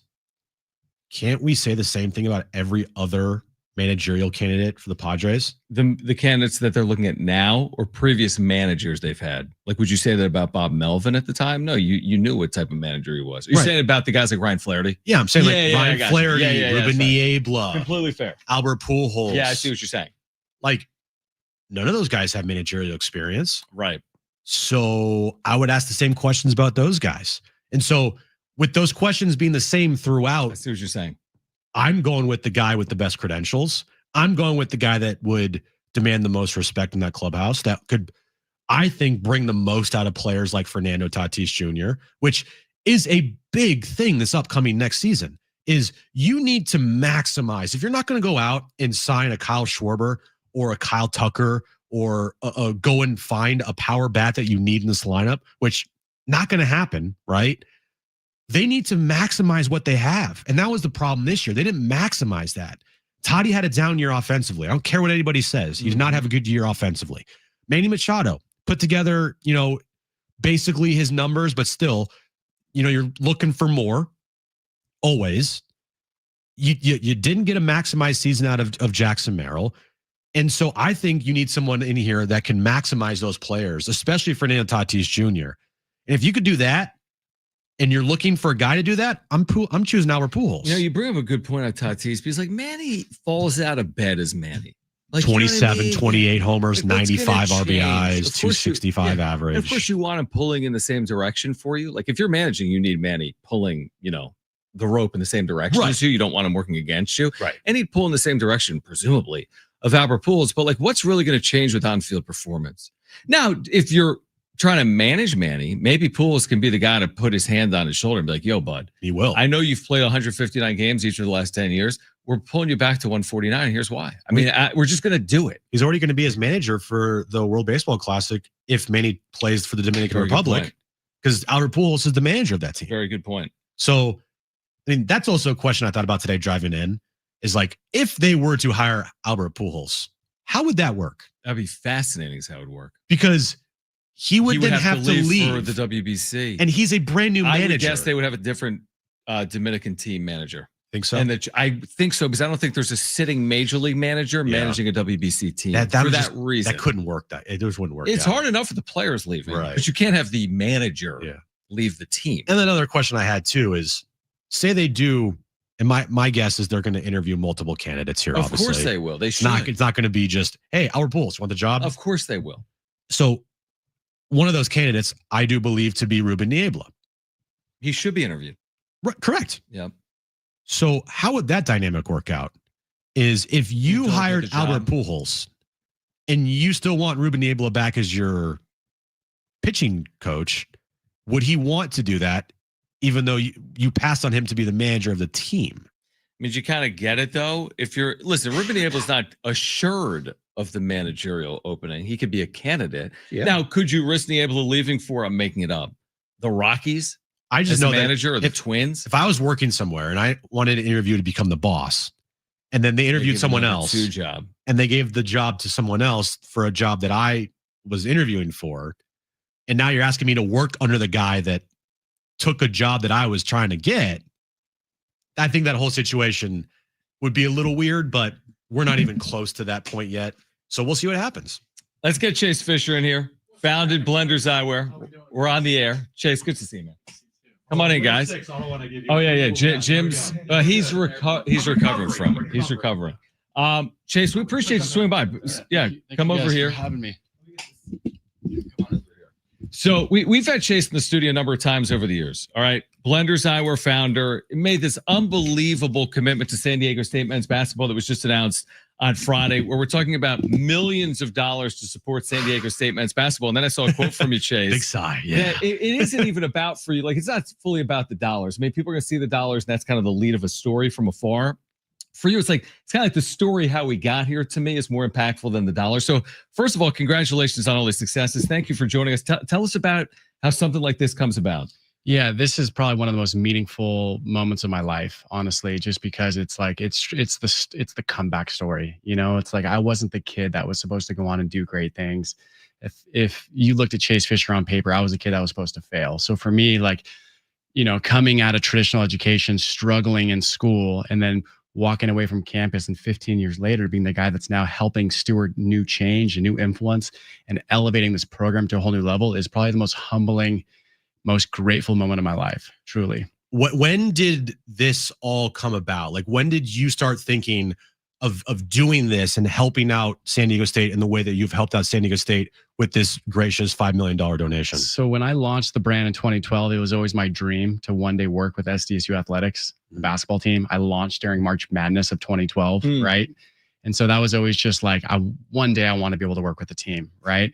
And then with the whole Coach Prime moment in 2023 and our unbelievable run to the national championship, it was like, and then NIL kind of all happening at that time. It was like, now's the time to really get involved. And so 2023 was the moment where it was like, okay, let's start the relationship. Let's get involved. How can we show up in a meaningful way that's going to actually like touch the players, but also give back in a significant way? So we did collaborations with the SDSU basketball team, and then we did the football team, and then we did the basketball team again. And in just a year and a half, 2 years, we raised almost $300,000 for student athletes at San Diego State alone. And it was a really cool partnership. Like, these are like sunglasses we're selling. We're putting guys on billboards. We're showing them like how to believe and dream bigger. They've never seen themselves on a billboard. So these are moments that they're going to have forever. And these are experiences that we can give them, you know? And so for me, it's like, how could I piggyback on that, you know? And so I felt just a calling I felt the Aztec gods were calling me to the table of like, now is the chance. Somebody needs to step up. If not me, then who? And I just felt that it was my time to truly step up and cement legacy status with SDSU. And not just from a financial standpoint, but from a unique, unfair advantage standpoint. It's so funny because we were just talking about this during the break. Last week, me and John were having this conversation off air. Like, man, San Diego State, they just need someone to come and just like drop a bunch of money in the NIL program. And then a couple of days later, it's like, hey, by the way, Chase Fischer, hi, I'm donating $5 million. Like, here I am. So I think that's a pretty cool thing. And yeah, once again, it's an unbelievable accomplishment for you to do all this stuff. To follow up on that point, because you know it, Chase, because you see it and you're involved intimately with these programs. I mean, you know what it takes to be successful in men's basketball or any of these sports. 100%. The competition level is so high. The resources are so important. Looking at San Diego State right now, you might have a team with multiple NBA players. It could be 2, 3, 4 players currently on San Diego State that one day are playing in the NBA or drafted in the first round. You've seen that. So does that kind of speak to why you wanted to get involved? You understand the resources are critically important for a program like San Diego State. Critically important. I mean, if you want to compete at the national level, you know, you have to pay to play. It's just the world we live in now. Like, that's just part of the game, right? Yeah. But just from like a personal level, like, I know what it's like to be the underdog. I know what it's like to overcome adversity. I know what it's like to build something from nothing. I know what it's like to be counted out. So like, I have a chip on my shoulder. You know, I'm kind of that kid too, where it's like, I have something to prove. And so just, there's that underlying belief with the athletes as well. It's like people want to come to San Diego State for a great opportunity, but I want to keep them here. I'm tired of losing great players. I'm tired of losing other players that come here for a year and then dip out somewhere else. So we live in America's finest city. We should have America's finest athletic, period.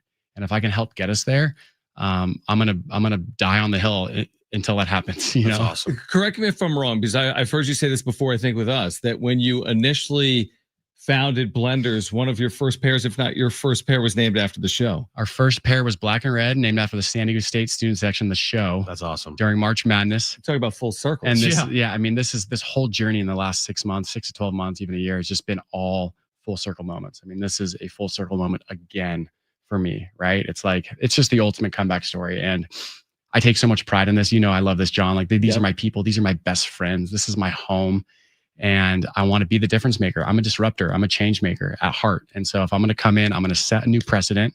I'm going to activate alumni. I want to bring new entrepreneurial energy into the program. I want to put SDSU on the national stage for good. I don't want Dutch on the phone making all these sales calls after in portal season and trying to fundraise. Like I want to help contribute what the team has already been able to do. And they take such great pride in culture, and they have so many great things going on. And I just want to help amplify all of it.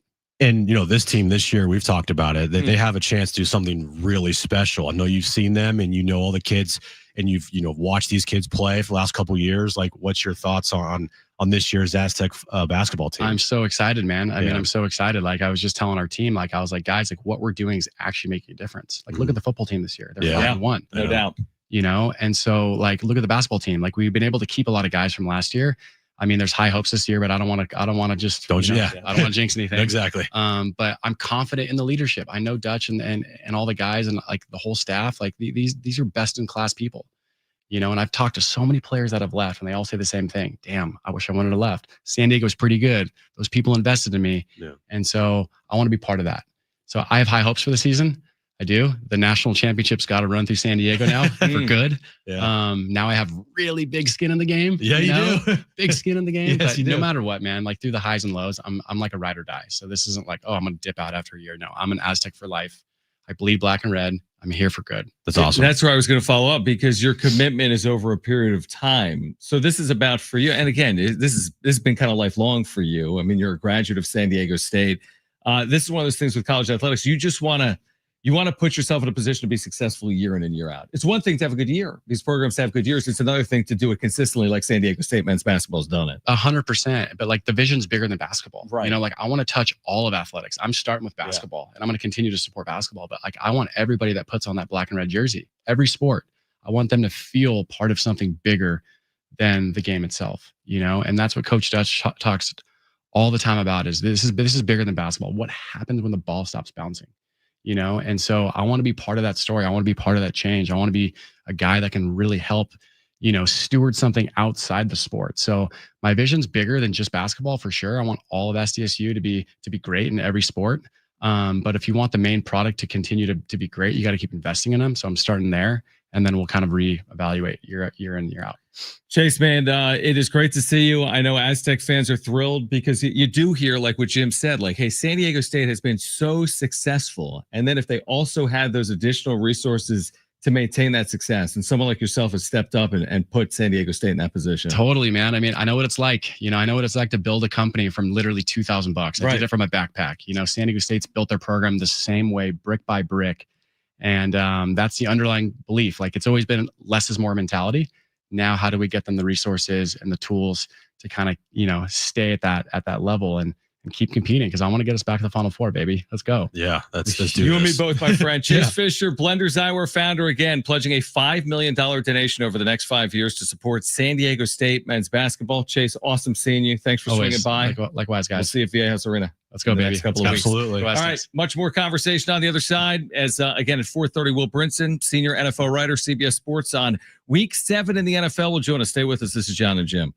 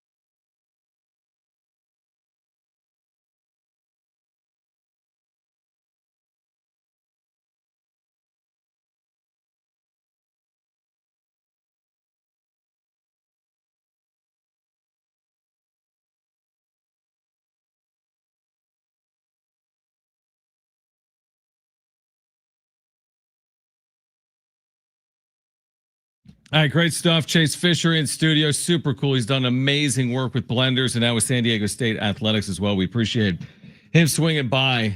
Next sizable donation's got to come from the man to my right. I got $20. Okay, I think that's transformational. How much is that going to do? Nothing. Dude. Nothing. I could buy someone like lunch with that. Yeah, buy it for Aaron. Okay, buy it for Aaron. I could go up to 50, maybe even $100. How about $100? What can $100? I'll tell you what though. We've talked to Chase a ton over the years. You talk about someone that's just like knows how to market. No, like he's the right ambassador for San Diego State. Young guy, alum. Yeah, did it himself. Yeah, those are the type of people that I'm like, man, I wish I could be that person. You should have started, but a sunglass company.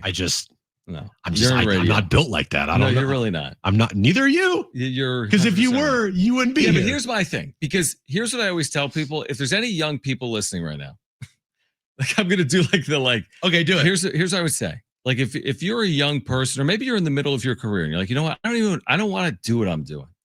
I want to pivot in my career. I'm dead serious when I say this. Find something you love doing and pursue it to the fullest degree.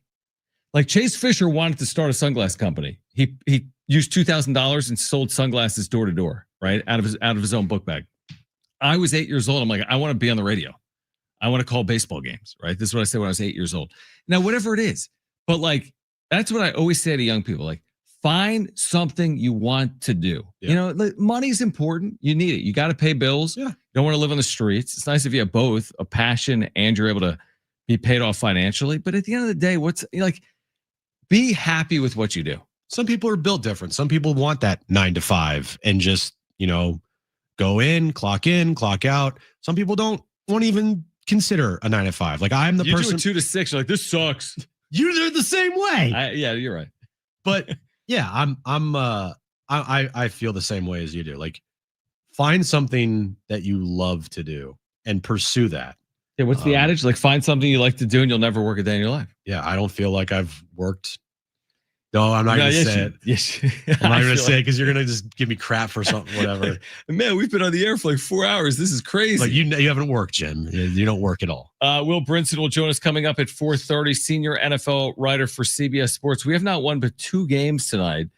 Talk about a busy sports night in general. You have a Game 7 we haven't even touched on. You have this Lions-Bucks game in Detroit that'll get underway in 10 minutes. You have this Seahawks game in Seattle that's going to get underway at 7 o'clock Pacific. But it kind of starts and ends with Game 7. The true great words in sports tonight in Toronto. Blue Jays and Mariners. I have no idea what to expect. They put up a really great stat the other night. Like in the history of Game 7s, I want to see home teams are like 29-30. In baseball history, or 30-29. So to me, it's a coin flip. It's a Game 7. Turn your mic on. Who's pitching tonight? Pitchers for both the Blue Jays and the Mariners. Okay. To toe the rubber. We got Kirby against Bieber. Okay. What's the line? So Shane Bieber. Toronto's a favorite at home, I would assume. Yeah, they have to be a favorite at home. George Kirby on the road. Yeah, it's like Toronto minus 135. Obviously, all hands are on deck. My God. You're not having either of these guys go long in the game if they're in trouble. If they're in trouble, yeah. Yesterday, the Mariners, it wasn't, I feel like the game was closer than it really was. I agree. They had a lot of opportunities in that game. Because they had back-to-back innings in the second and third inning, or the third and fourth inning, whatever it was. Mm-hmm. Bases loaded, less than 2 outs. They came away with no runs. Correct. And for me, at some point, the dam's got to break, and it just didn't break there. Yep. So, like, going into this Game 7 tonight, I'm not sitting here worried about, the Mariners' offense being bad. Right. They just haven't capitalized on some opportunities. But I still take the Blue Jays tonight. Blue Jays at home. Yeah, I have to. I mean, a home team, Toronto, I think Vladimir Guerrero Jr. has played out of his freaking mind. He has. I'll take the Blue Jays tonight in Game 7, even though I want the Mariners. Jim sent out a tweet, maybe in Game 5 when Eugenio Suarez hit that grand slam to essentially give the Mariners a 3-2 series lead. And you're like, this has to be the biggest moment in Mariners history. Yeah, it was a dumb tweet by me. Such a moron. I'm such an they idiot. just won the Feder Cup. I know. Like within a few months of that. And you thought that was bigger than taking 2 out of 3 from the Padres in July? I don't know what I was thinking. You're right. The Feder Cup clearly by far is the number one moment in Mariners history. And it's probably the number one moment this year for the Mariners. And yeah, that grand slam in game 5 was nice. It was cute. Dude, imagine being like, hear me out for a second. You're a lifelong Mariners fan. I don't know how many exist, but you're a lifelong Mariners fan. A good amount. They're all crying at the game every time the Mariners score a run. I'm kidding. But so you're a lifelong Mariners fan, and they've never appeared in a World Series. And now you're on a doorstep where you win a game. Game 7 on the road. Now, don't get me wrong. Toronto, it's been a while. It's not like they're appearing in the World Series every day. 1993, you're going back. You're going back a generation. 20 plus years. But they went back to back. 30 plus years. They went back to back. But to be this close, it is so cruel when you bow out at this point. It's one thing if you've won like 3 of the last 5 World Series. If the Dodgers lost a game 7 of an NLCS, well, they won the World Series last year.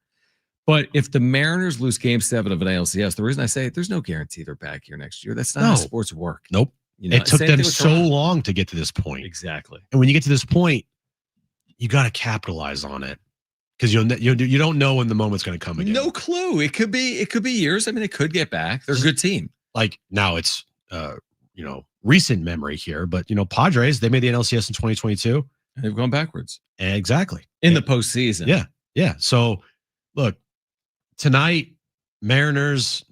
Would you call it a must win? It's a must win. Yeah. It's a must win. I could see. I think that if you lose tonight, your season might be over.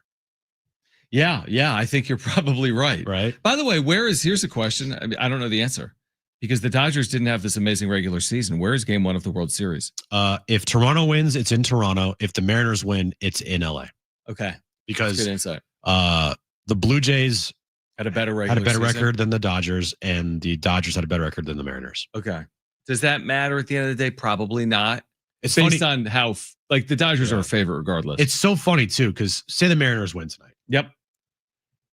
The last series of the year was Mariners-Dodgers, where the Dodgers and the Mariners had nothing to play for. What happened in that series? Dodgers swept them. Okay. I think they swept them. You're saying in Seattle, the Dodgers swept them, and that was the difference in home field advantage. Exactly. Even though they had nothing, quote unquote, nothing to play for, they actually had a lot to play for. Right. Wow. Yeah, that was the difference. Imagine if that came to a 7th game. And then that was the difference. Yeah, because the Mariners won 90 games, Dodgers won 93 games.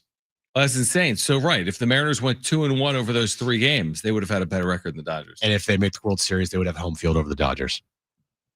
Whoa. All right. Yep. On the other side, we'll get to the wrap. Will Brinson, CBS Sports, this weekend in the NFL and these 2 games on Monday Night Football. He'll join us coming up at 4:30. We're here until 6. We'll tell you about today's giveaway as well. This is Jon and Jim, San Diego Sports 760 and live on the iHeartRadio app.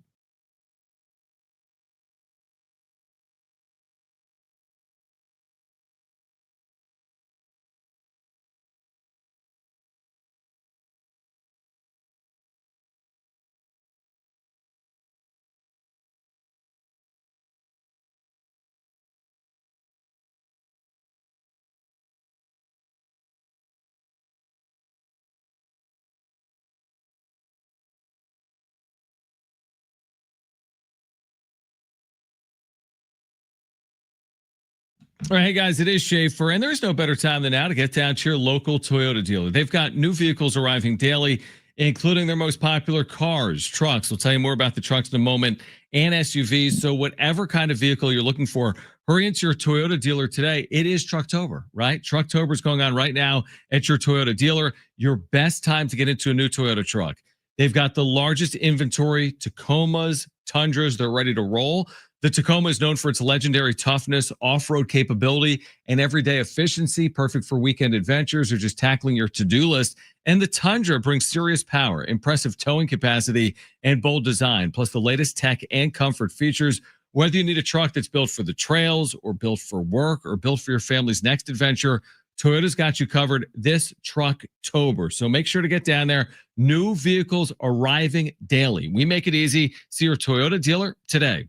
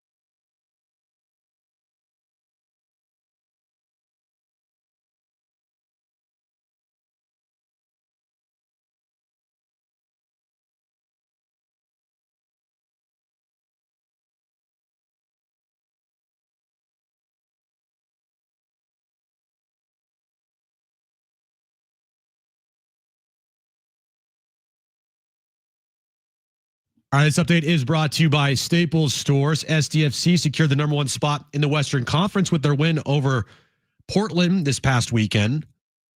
They will start their home playoff match on Sunday night, 6:30 p.m., either against Portland or Real Salt Lake. Their match was on Wednesday to determine who faces SDFC. And reports today are saying that the Padres are going to interview Albert Pujols on Wednesday for their vacant managerial position. Your local Staples has hot deals and super low prices throughout the store on everything for your business. And right now at Staples, save up to $125 off your print order. Exclusions do apply. Visit staples.com/print for details. And first, let's save even more with the Easy Rewards program at Staples.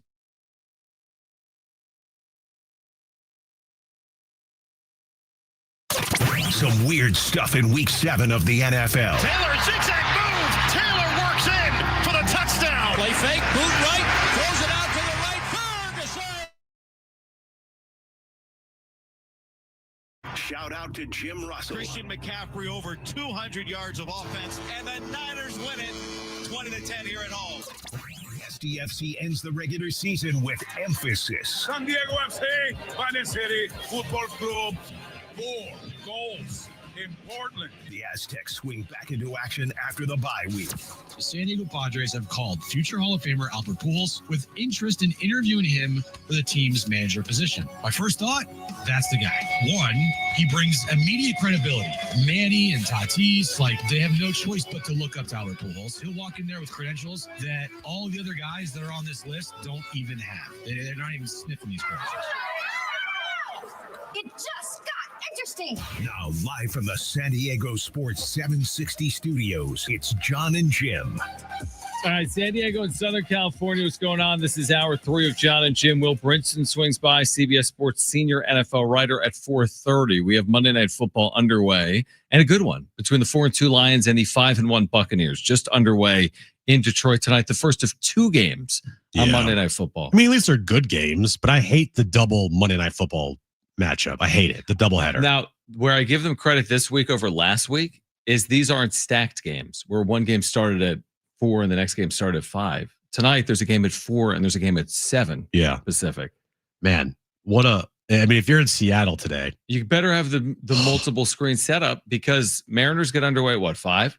Mariners get underway at 5:10. Couple minutes after 5. So 5:10. Yeah. The Seahawks will get underway at 7. Yeah. That's called inning 5. So if you're going to the Seattle Seahawks game tonight. Oh, I'm not going to that. You can't go to that. Seriously. But how could you be watching the Mariners? What if you got tickets already? No, I got to sell those tickets. I'm serious. You can watch the end of the game at Seahawks play week 7 games every year. Yeah, but there's TVs around that ballpark. You can watch the Mariners game. It's like going to a big bar, except you're going to a football stadium with a bunch of Mariners fans. Okay. Trying to use the comp. I mean, the Mariners have never played in a World Series. I know, John. I'm not going to Seahawks. Who are they playing? Texans. I'm not going to Seahawks. Texans.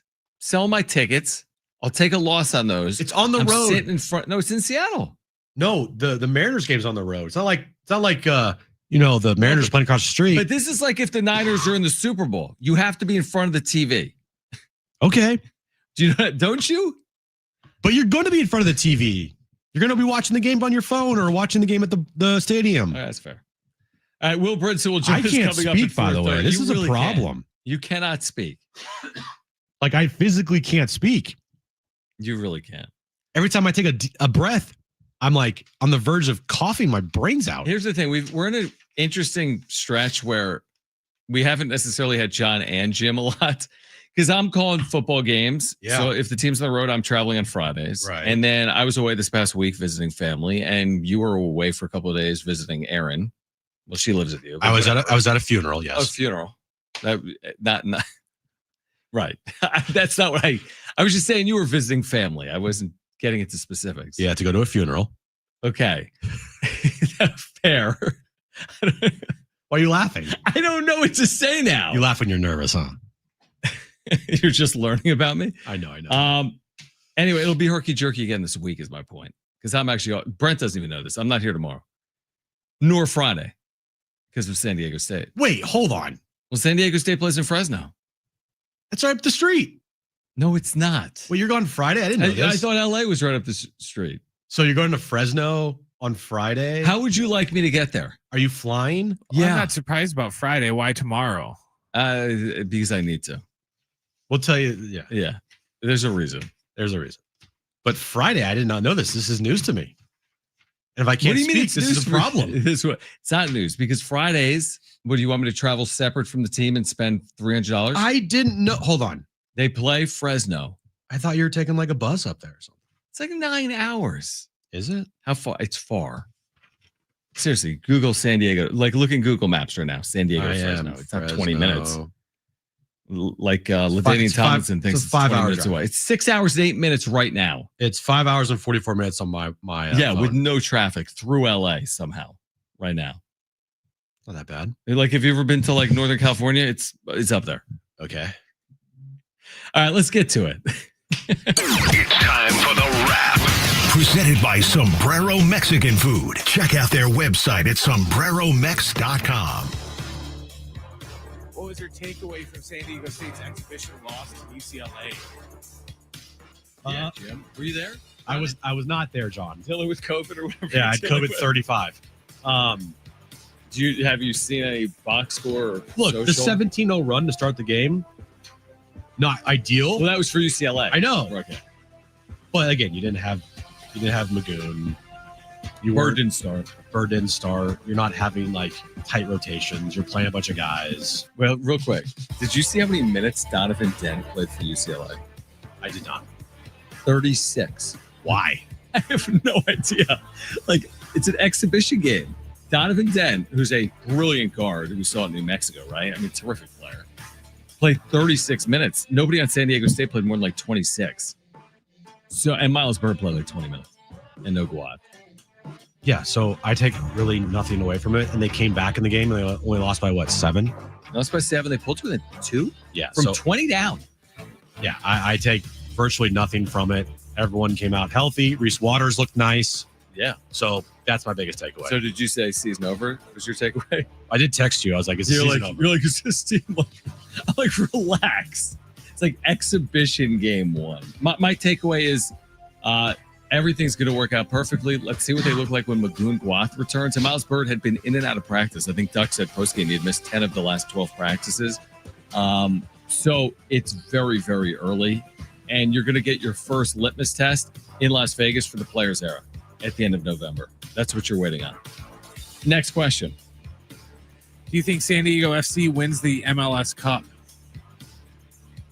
I don't know. But I think that they have as good a shot as anybody to win the MLS Cup. Not going to be easy. They have a lot to overcome, particularly the San Diego sports curse. But look, I think that they're well equipped. I think they've had a successful year. And even if they don't win the MLS Cup, I don't view this season any differently. I'm not going to view it as a disappointment. If they don't win it, I'm not going to view it as, a letdown, because to me, they've already exceeded expectations. They've put together the greatest regular season in expansion team history to be first place in the Western Conference at the end of the year.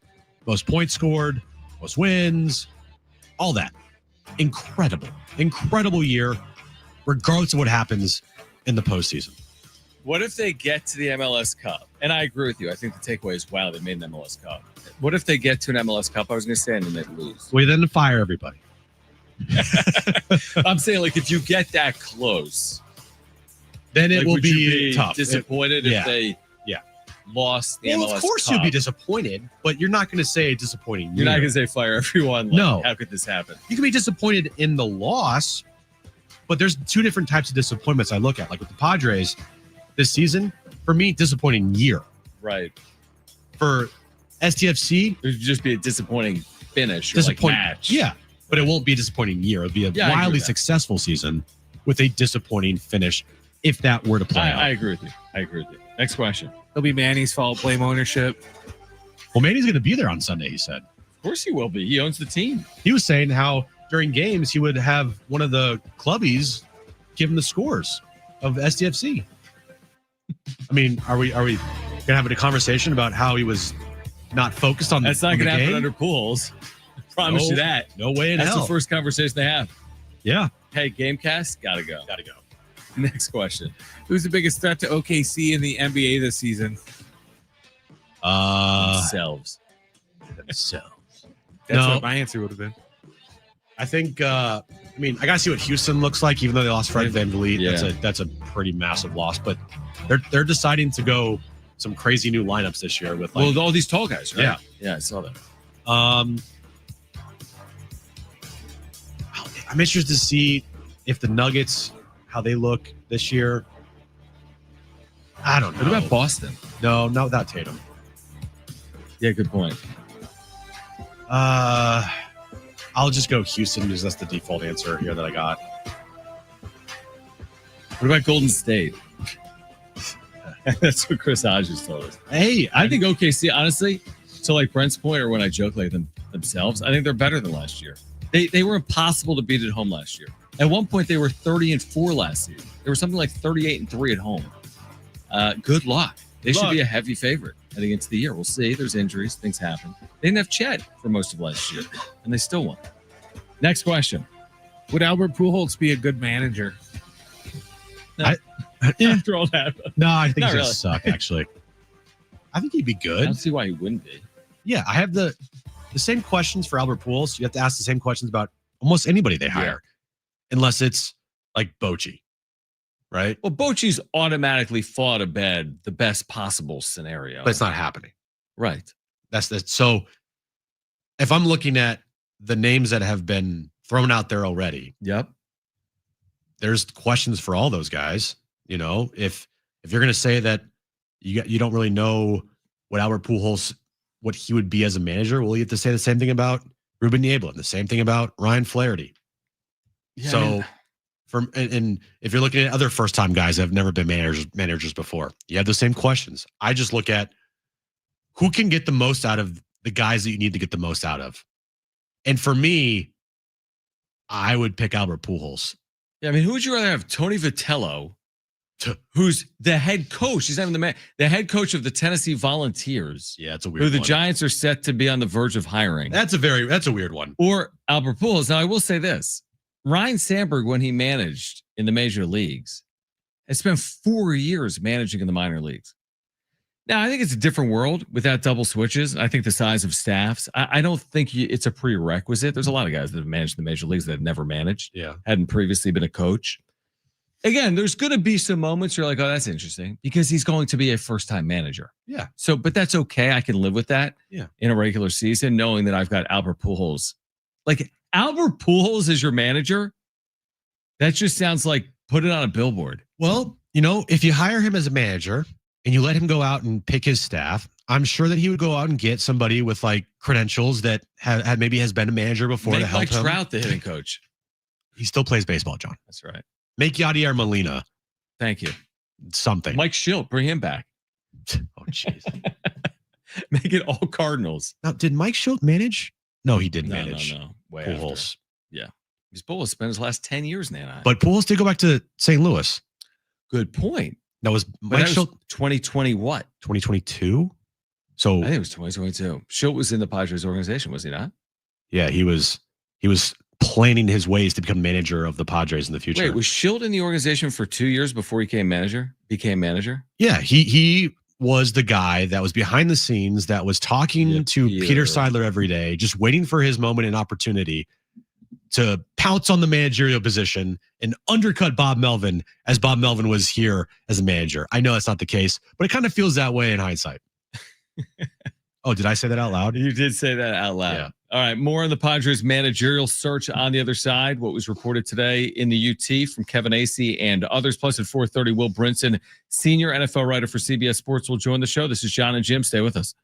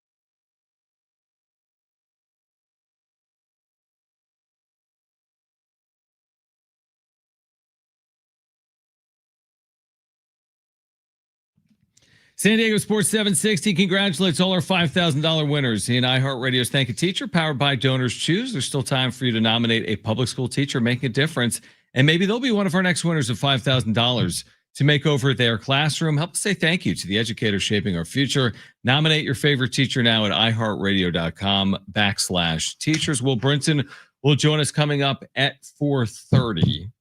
I was running around all day, these like San Diego State's press conferences on Monday, and I saw what Kevin wrote about Pujols. Who else is expected to be interviewed? Niebla is expected to be interviewed.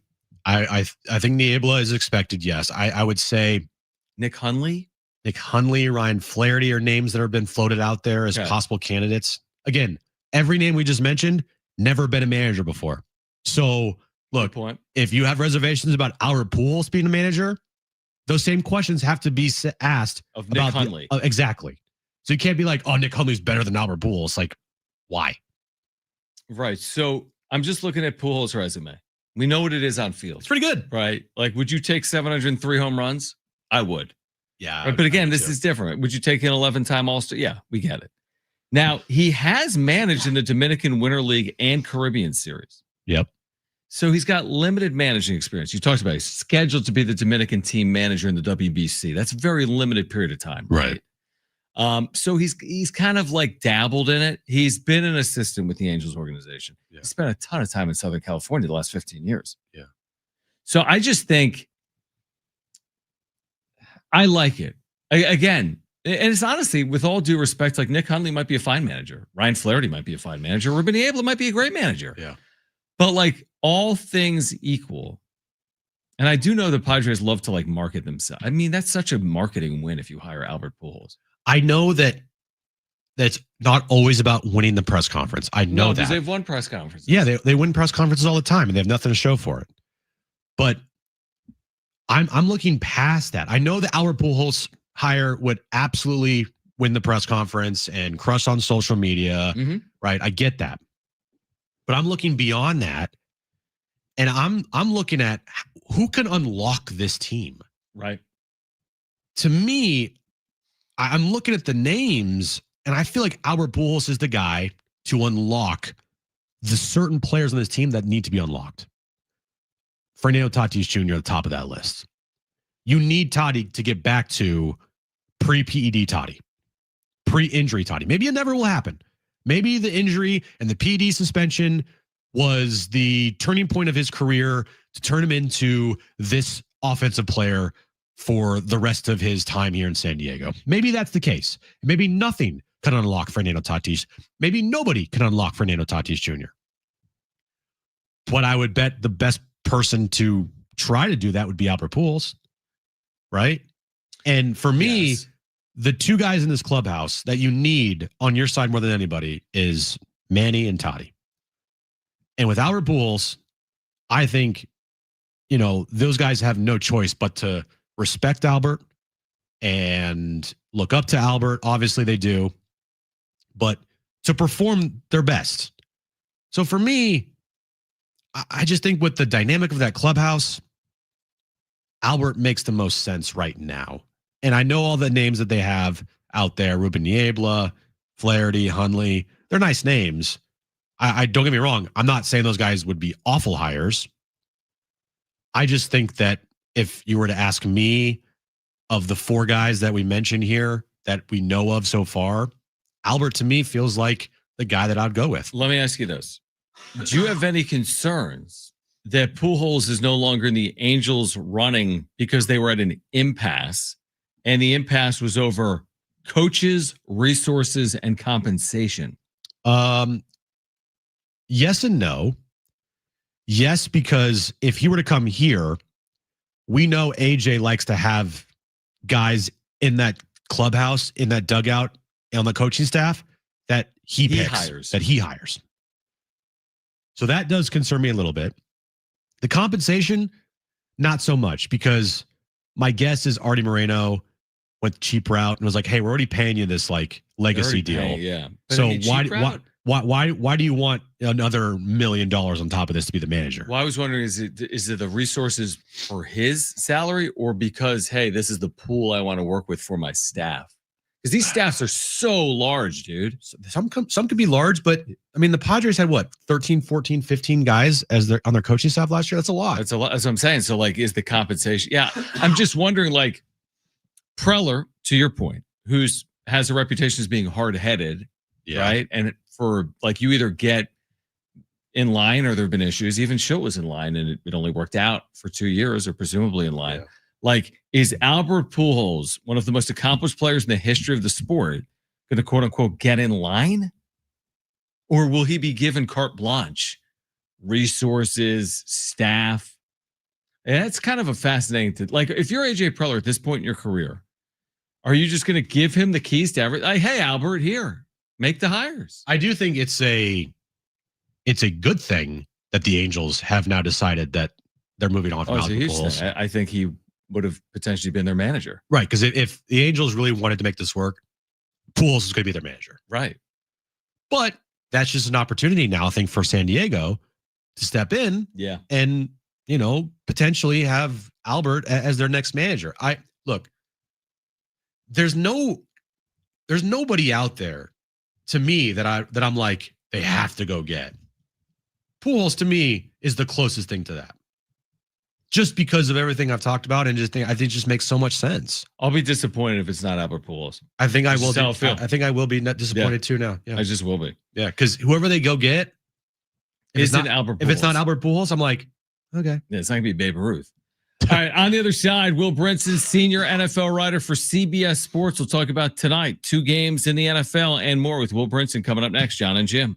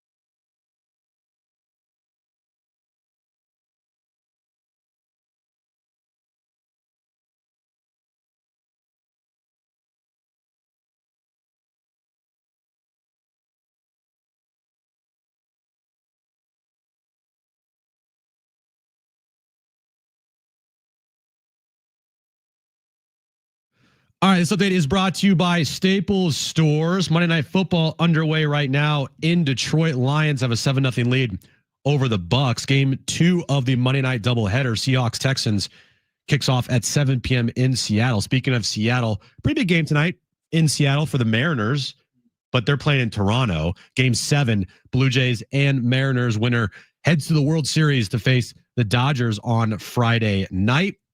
And SDFC, they're the number 1 seed in the Western Conference of the MLS playoffs. Game 1 for them will be on Sunday night here at Snapdragon Stadium at 6:30 p.m.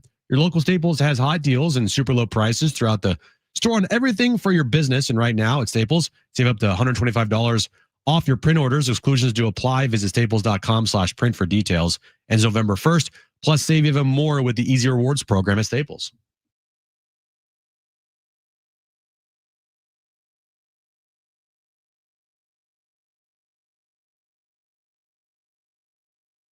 All right, we'll get into this past weekend in the NFL, and not one but 2 Monday Night Football games, including one underway right now between Detroit and Tampa Bay in Detroit. And Will Brinson back with us, senior NFL writer for CBS Sports on Jon and Jim.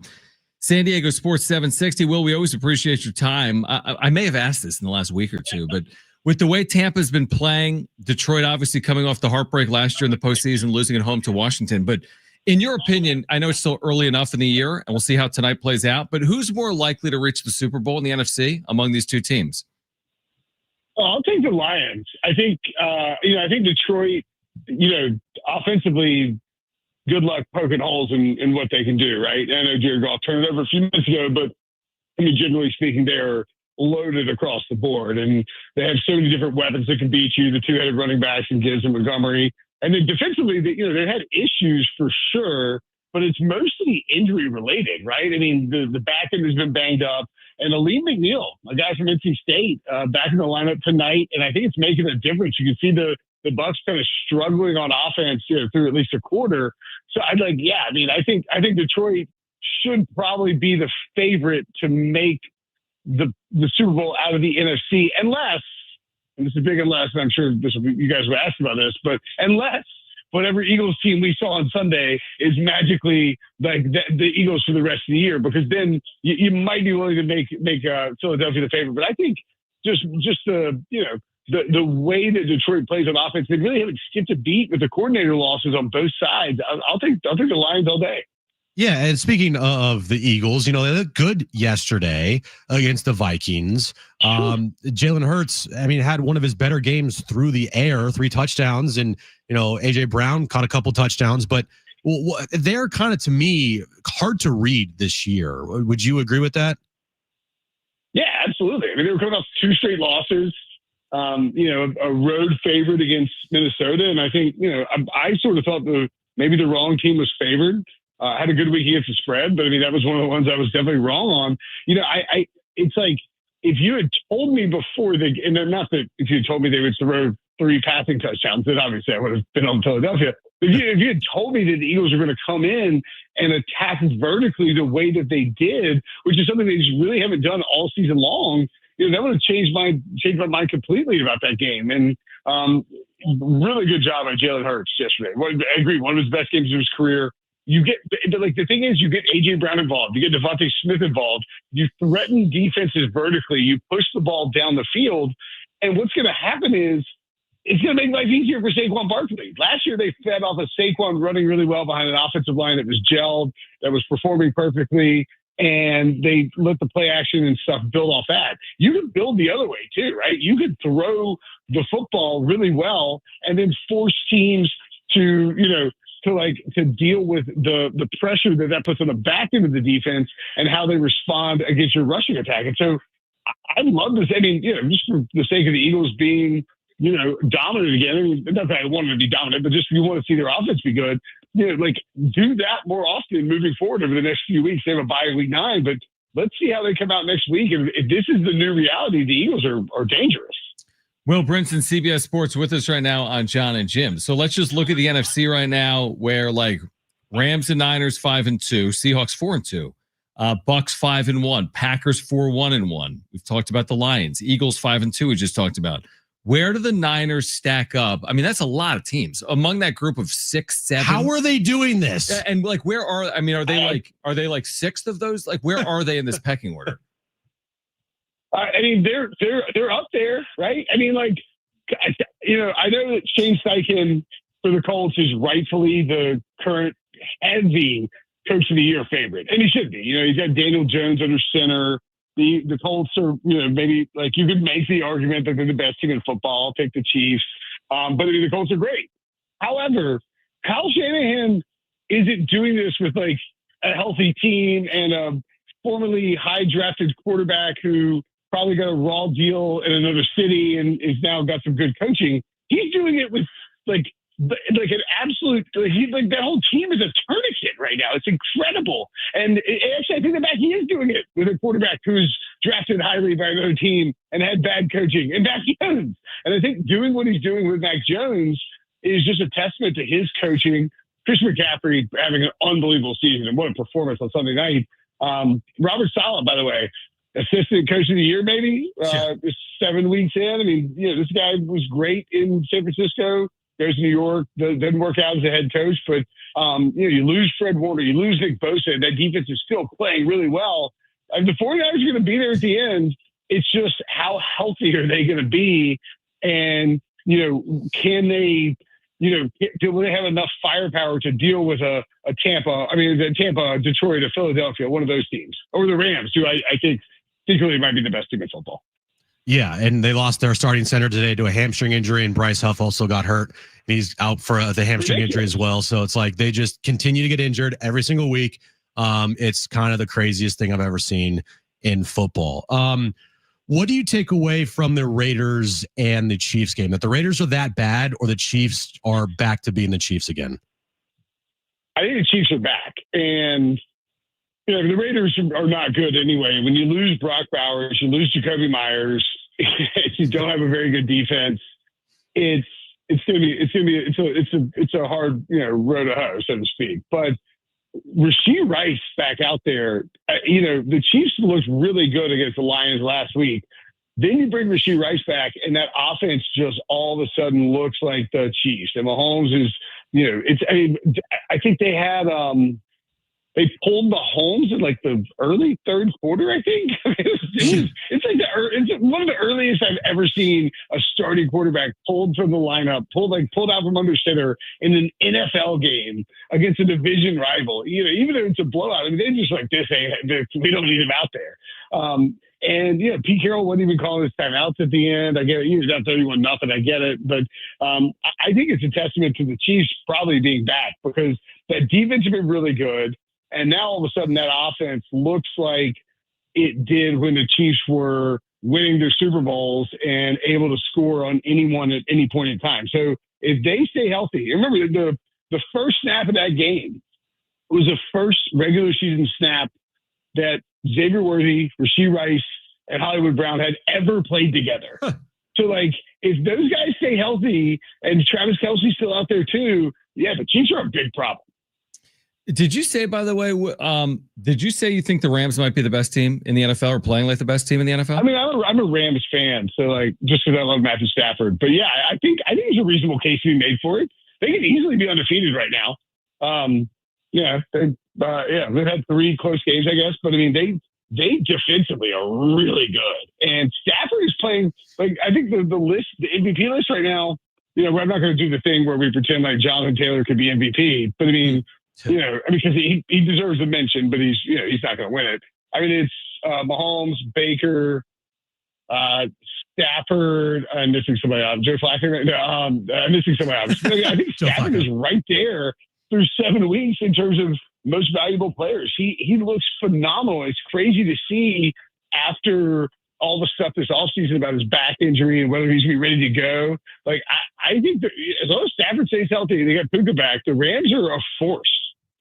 Yeah, right. Rams, 5 touchdowns there today for Stafford against the Jags. It was, they are a team to absolutely watch out for. I wanted to talk about the Dolphins real quick, because we might talk about the Dolphins again this season. I mean, it is basically a train wreck down there. It is an absolute train wreck with Tua and Mike McDaniel. How do you see this thing ending? It's crazy too because Steve Ross comes out today. He's like, I'm not making a move now. It's like, and those of us who are worried that James Franklin will take the UNC job, we're thrilled because we don't want Belichick leaving for Miami midseason and then Franklin comes in town. So that's another side. But I think that's the only job that Belichick could possibly get in the NFL. But yeah, I mean, I think McDaniel's in trouble. His arms look like a wet noodle all season. HN is a great player. They lose Tyreek Hill. He's going to be cut this offseason. So it's like all of a sudden this offense that was so explosive when McDaniel got there is just very limp. And it doesn't feel like, they have that explosiveness. It was a really bad matchup too, because their run defense in particular is a train wreck. They can't stop anyone. Quinshon Judkins ran all over them. It was kind of bad weather, but not as bad as we thought in Cleveland. And yeah, I mean, like that win against the Jets, like, congrats, here's your participation trophy. You beat the winless team, in prime time, and people briefly thought you were back. The issue is, like, I think Mike McDaniel is a good coach. I know he's a good play caller. I just don't know, like who are you going to bring in that's going to fix it with Tua? Or, you're stuck with Tua. And I'm not sure that there's a ton of coaches out there who really want to coach him, given his injury history, given how his arm looks. And, this is not some guy, it's not like it's Josh Allen in his second year where you're like, all right, this guy's wildly inaccurate, but he's a physical freak and we think we can coach him up. I mean, this is somebody who's drafted in 2020. He is what he is, and he works in a Mike McDaniel system, but I don't know if he's going to work in somebody else's system. So they're in a bad spot. I'm going to leave you with this. It's not a question, but since you said like you're a Rams guy, when my wife, who's 43, you know this, Jim, my wife used to babysit Sean McVay. In Pittsburgh. Right, yeah. No way. That's awesome. Isn't that not insane? Because they were like family friends. And I think his dad was what, Tim? He might have been like, you're saying your wife who, I mean, you're the one who brought up your wife's age, not me on radio. Like, correct. You said who is 43, not when she was 43. No, right? no, she is 43. He's only, I think, 4 years younger. Okay, but you know that age where like you know that age where how old is your wife, dude? No, she's 43 now. She's now 67. Now. But again, it's kind of crazy. 44. Totally, it's a great age. It's a great age. But yeah, okay. I was like, anyway, she taught him everything he knows. But yeah, she used to. That's the whole story. She used to babysit. That's fantastic. Sean McVay in Pittsburgh. I bet he was a hyperactive question asking babysitter that remembered everything, that had a memory like that was crazy good. Potentially, I'm not sure, but I just know that's the whole story. My wife has babysat Sean McVay multiple times, but that's the whole story. Will, we appreciate you taking time for us. We'll do it again next week. All right. All right, boys. Talk to you next week. All right. Good stuff from Will Brinson, senior NFL writer, CBS Sports. What do you got, Brent?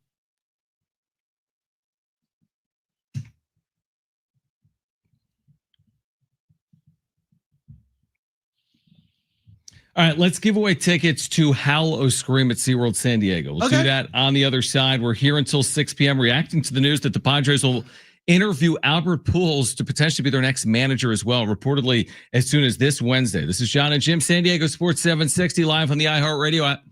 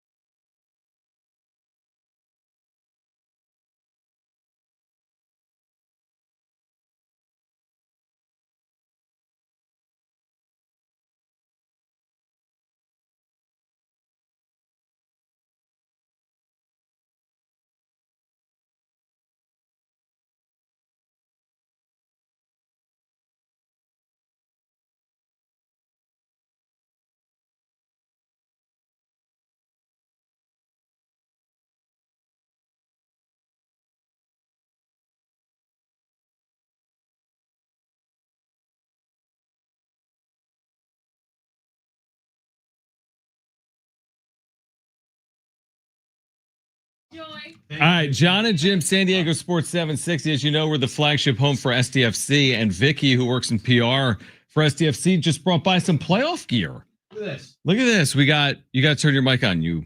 Look at this right here. They didn't bring Jim a playoff mic. No, they didn't. They didn't actually. So what we got here, you can get it 18 Threads in Mission Valley. Their official team store. Look at this. We got the official SDFC 2025 postseason box with a bunch of swag in it. This. Got a San Diego FC playoff shirt.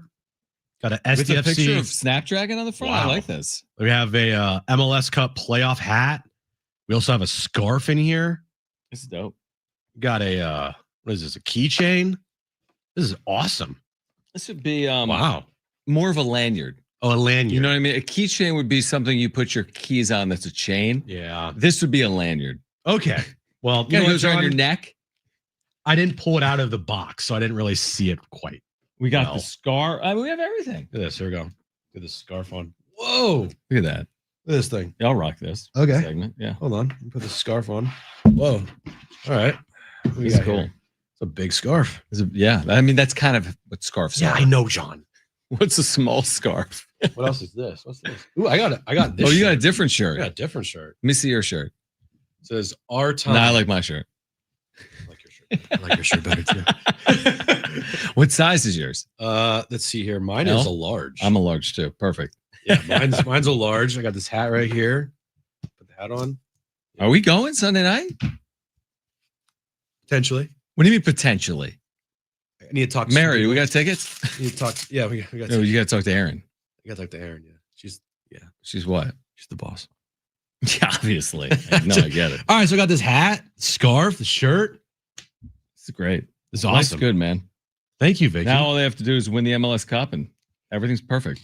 Yeah, so you can get this, I guess, swag box. 18 threads, right? 18 threads in Mission Valley at playoffs 2025 SDFC swag box. I love it. We are going to give away in about 5 minutes a 4-pack of tickets to a Howl Scream at SeaWorld San Diego. We've been telling you about again, this is something that I would like to see, but I don't know if I'd be a good candidate to go to Howl Scream because I feel like I could have a heart attack. But I think it's a cool. Have you told our listeners about that? What do you mean? That you have like, I'm not going to like not a fear of things. Yeah, I fear. No, you're a schizophrenic, but like, no, I'm not schizophrenic. Or no, I'm not schizophrenic. What are you talking about? Sorry, no, you're a hypochondriac. That's what it was. It's different. There's a big difference. It's not even close. You're such an idiot. Hold on, schizophrenic. A schizophrenic is a chronic mental health condition characterized by a combination of positive, negative, and cognitive symptoms that significantly impair daily functioning. That's like when you hear voices and stuff. That is me, yeah. That's when you hear voices. A schizophrenic. You freak out about the tiniest little things and you make it into like the biggest thing ever. Yeah, like a caterpillar in my room or something. Caterpillar. Well, what I was saying. What were you trying to say? That anytime that you feel like, oh, my chest hurts. I'll go to the hospital. You go to the hospital because you think you're having a heart attack. Yeah, because when your chest hurts, you should go to they literally say on like Wikipedia, not Wikipedia, like WebMD or ChatGPT, hey, does your heart hurt? Like go to the hospital. Okay. What were you saying? I have no clue. I forget. What were we saying? I don't know. I'm trying to put the scarf on the right way. I'm like burning up. I'm wearing a sweatshirt. I'm wearing a scarf. Holy moly. Nice scarf. Hey, if it was cold out, it's a nice scarf. Yeah, this would be. But also, soccer scarves is cool. Yeah. I like this a lot. If you missed Darren Smith, who calls SDFC games, you can hear him Sunday night, 6:30 for that postseason opener for SDFC. If you missed our conversation with Darren Smith on SDFC and on the Padres, you'll hear it coming up at 5 p.m. We spent a good amount of today talking about Albert Pujols as a Padres managerial candidate. And that is the case. He is a Padres managerial candidate. Now, he may also interview elsewhere, right? Baltimore. The Orioles are another team that has expressed interest, I think, in Albert Pujols. So, and again, this isn't the only person they're going to interview, as we've talked about, whether it's Ruben Niebla or Nick Hundley or Ryan Flaherty or others. They're obviously going to interview other people, but this could happen as soon as Wednesday. That Pujols is going to interview. I think Wednesday? I think it's Wednesday. It's going down. So, and then it goes back to the initial question, which is like, is AJ Preller fully secure, and how important is that going to be When you talk like Pujols was at an impasse with the Angels, whatever the reason, over his coaching staff or over compensation or the resources from the organization, is he going to be cool to walk into the Padres and be like, oh, your GM is under contract for 1 year? Oh, and you're giving me a 3-year deal, but his future is uncertain? Like, it seems to me like the order is lock up your GM, let your GM and front office make a determination on your manager. It doesn't make any sense to me. It never made sense that Schilt was locked up longer than Preller. It doesn't make sense to me to go give Albert Pujols a 3-year contract, for example, and have ambiguity on AJ Preller's future. Yeah, I don't understand that either. Because if your Pujols, oh, that's cool. Because you need to have everybody aligned. Yeah. And it's like the way to do things is you have a general manager that hires the manager, and you don't have the manager have a longer contract than the general manager. Right. So if you hire a manager, you're giving them more than a year contract. Right. There's no such thing. Yeah, no such thing. The shortest is 2. My guess is they would do like a 3-year deal. Yeah, it's Pujols. He's not taking a 2-year deal. No, you do a 3-year deal. So that means you need to give AJ a 2-year contract extension. That's where I think this is heading, by the way. Now, is some of this, hey, Preller says, he wants a 3-year extension. And John Seidler says, we'll give you a year. Are they going to meet in the middle and be like, hey, you're signed now through 2028. You'll get a 2-year extension? Like, that's where I think this is heading. Also, to Darren's earlier point, if you missed the conversation, you'll hear at 5. What's the structure of the organization moving forward? And does Preller have the leverage to maintain like independence from Eric Grupner? I just think the longer this goes on, the worse. Not worse, but just like the weirder it potentially could get. And the more awkward it could get. Because you're looking to hire a manager right now and you have a bunch of questions about your general manager. Right. Or at least publicly. Well, that's why I would lock up my Like, this is not hard. Yeah. To your earlier tweet, you've had 2 weeks since you lost the Cubs. Yeah. Come to terms with your general manager if that's what you want to do. Figure this out. If nothing else, give him another year. Now, the interesting thing is here, if this wasn't a pushing out and firing of Mike Schilt, and this was Mike Schilt just quitting on his own, did the organization, did Grupner and John Seidler maybe have plans of pushing out Preller, and then all of a sudden Schilt quits and they're like, we can't do that because now it's like we got to do all this other. It's like there's so much to do here. Push out Preller. We've all seen the Twitter polls. The Twitter polls. Like you talk about something that's wildly unpopular is pushing out AJ. You sent out the tweet. Preller, Grupner, who stays? I mean, it's not even a conversation. You can't push out AJ Preller. Preller can leave. I still think that people are going to freak out. Yeah. If Preller became the next general manager of the New York Yankees, be like, oh, okay. And people would still freak out. But imagine if he was pushed out. He was fired. Yeah, what's the reaction going to be?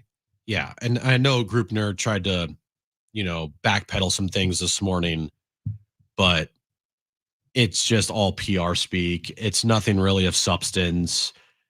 And go ahead, discredit Dennis Lin all you want, but I think I'm gonna go with the reporting on this one and the things that I've heard as well. It's like there is tension there. Yeah, it's not like Dennis just like on a whim, like he covers the team for 3 weeks. Here's what Dennis has consistently covered the Padres year in and year out. Is a very credible reporter with sources. I'm sorry, you can say it's all BS all you want, but I don't really think so. No, I would guess that his reporting is fully verifiable. Yeah, exactly. That's basically that's what I would say. Right. That's what I would say. And once again, it's like every 2 years we get an article about dysfunction in the organization. It's amazing. It's truly amazing how that happens. Put a reminder in your phone for 2027. 2027. October. We get an article about dysfunction inside the organization. Whoever's still here. All right, Darren Smith on SDFC winning the West and on the drama involving the San Diego Padres on the other side. But we did promise you a 4-pack of tickets to Hallow Scream at SeaWorld San Diego, and caller 7 you are going. Call right now if you want that free 4-pack of tickets. 877-767-4760. Call right now. New horrors awaken, 5 haunted houses, 8 terrifying scare zones, hidden speakeasies, and the thrills of Coasters After Dark. Select nights now through November 1st. Tickets at SeaWorldSanDiego.com or excuse me, SeaWorld.com/San Diego. Caller 7, you're going 877-767-4760. It's Jon and Jim.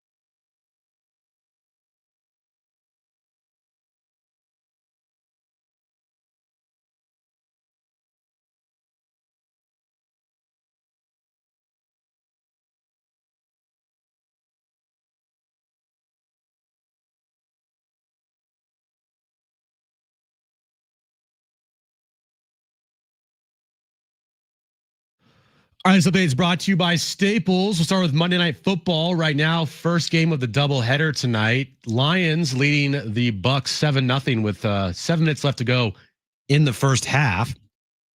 Game 2 tonight, Seahawks and Texans in Seattle. It's a big sports night in Seattle as the Mariners looking to advance to their first World Series in franchise history as they take on the Blue Jays in Game 7 in Toronto. Winner of that series will take on the Dodgers on Friday for Game 1 of the World Series. Your local Staples has hot deals at super low prices throughout the store on everything for your business. And right now at Staples, save up to $125 off your print orders. Exclusions do apply. Visit staples.com/print for details. Ends November 1st. Plus, save even more with the Easy Rewards program at Staples. Getting you all set for that drive home. Let's just start the show. Here's Jon and Jim. All right, San Diego and Southern California, what's going on? This is the final hour of Jon and Jim. If you missed our conversation with Darren Smith, who covers SDFC and, of course, has covered the Padres for a long, long time, we started by asking him about his thoughts on where SDFC is right now, from pick to finish in last place in the Western Conference to winning the Western Conference.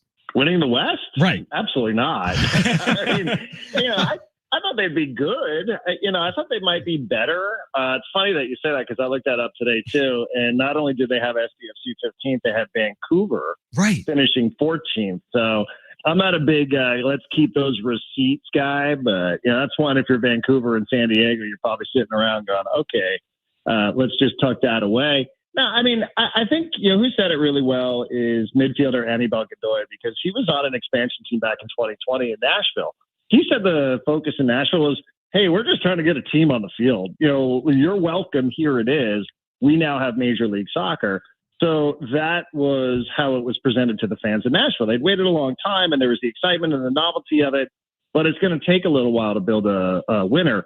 And I did hear the conversation with Tyler, who I think is really sharp, and I think you have to give him and Mikey Barras a ton of credit because they came into this with a style and an identity, structure of system of play that they felt like could work in Major League Soccer, and not just to catch people by surprise in the beginning of the season, but they felt like what Tyler was talking about, how they're going to play on the road, is going to be consistent with how they play at home, and that was going to convert to success. So I think they had a really good plan, and then obviously it's clicked with some players. But I thought maybe they would be competitive for a playoff spot, but this is crazy. This is just it's an incredible story to watch this happen and have it come down to the final match of the season made it even better.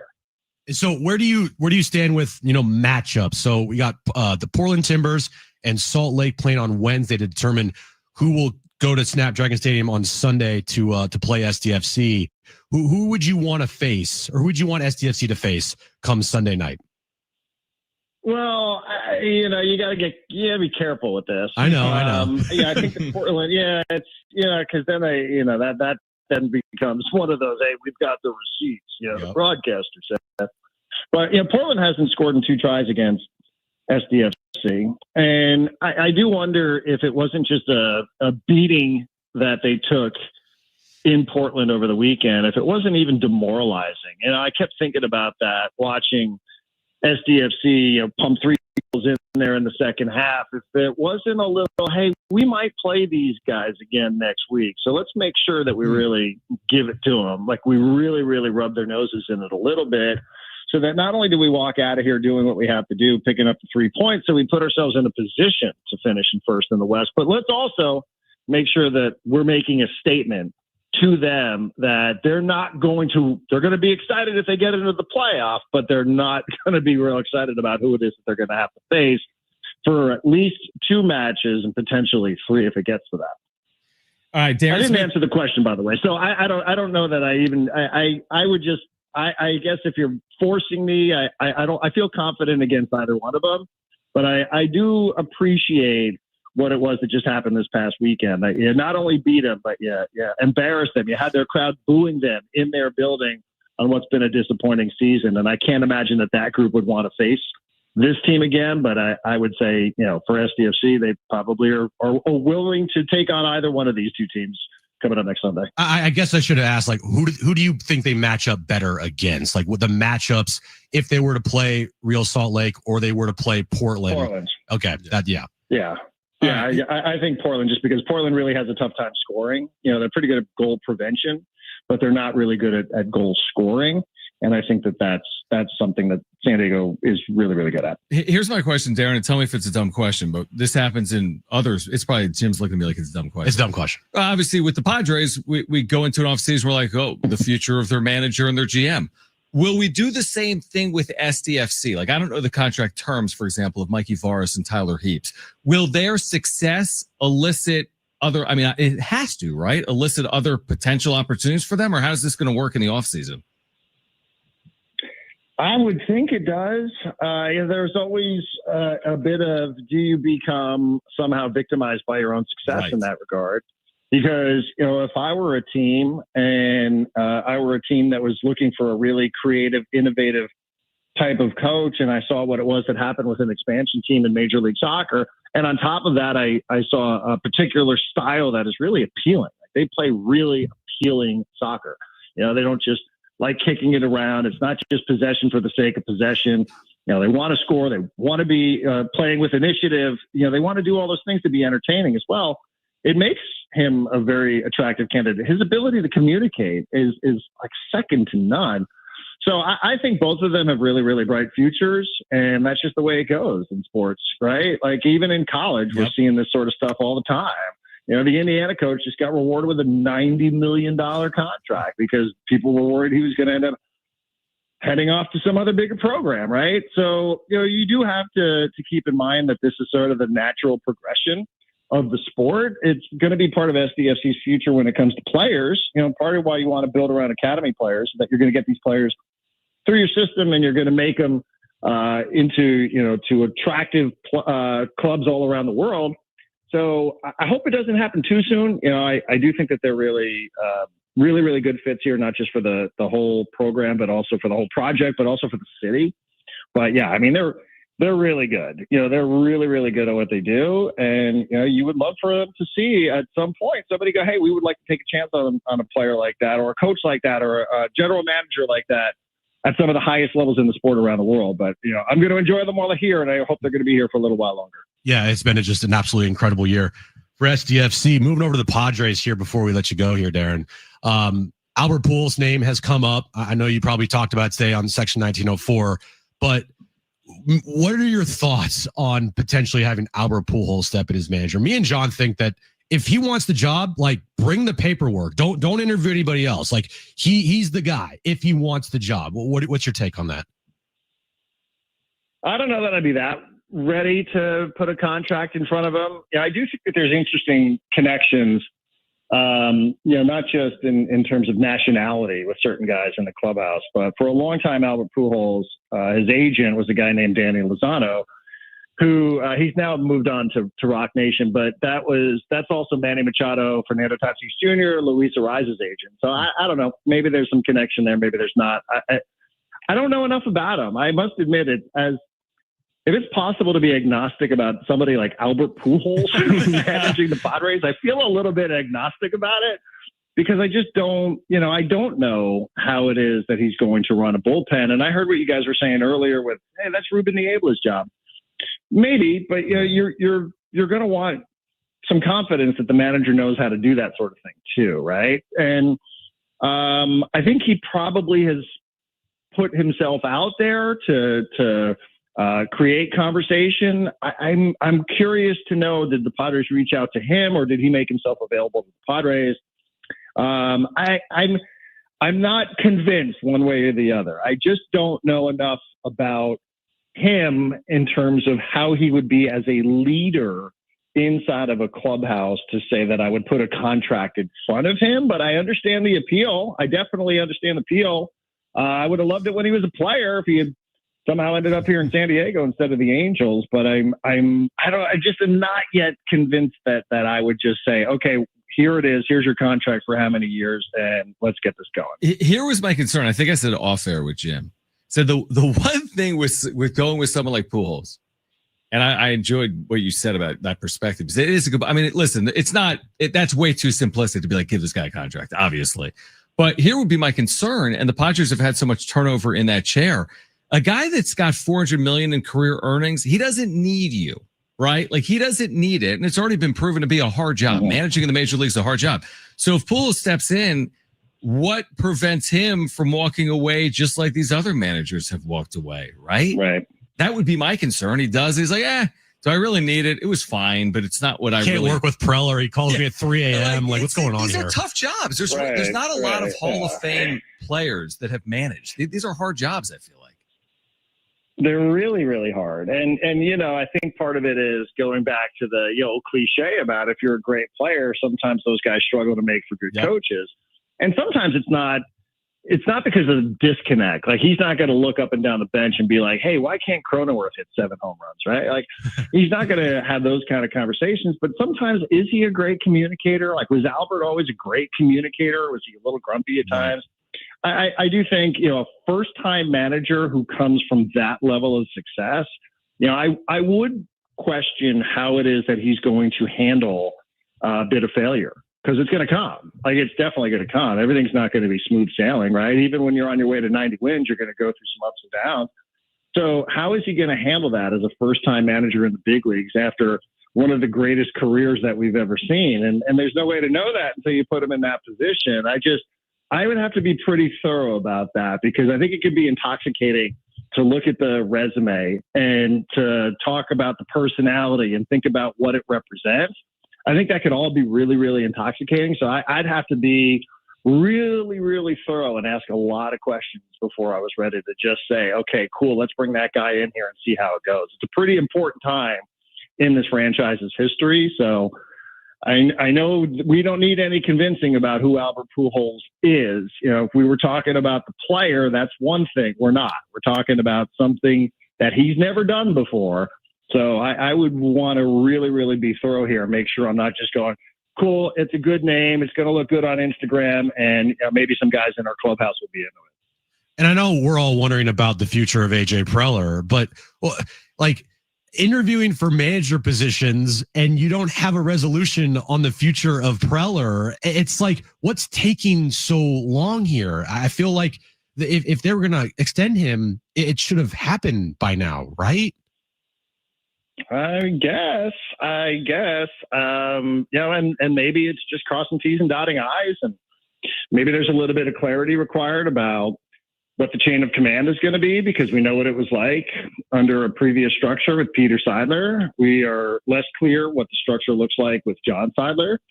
So maybe there's just a little bit of clarity that needs to be sought out before you go ahead and say yes to anything. I think these jobs are, Preller, for the most part, has had a lot of autonomy when it comes to how it is that he runs his baseball operations department. And that was by design. So is that still going to be the case? Or, are there things here that he might have to figure out how to operate around that he hadn't previously? And, maybe it's as simple as that, or maybe he's just taking his time. Maybe he's just dragging his feet.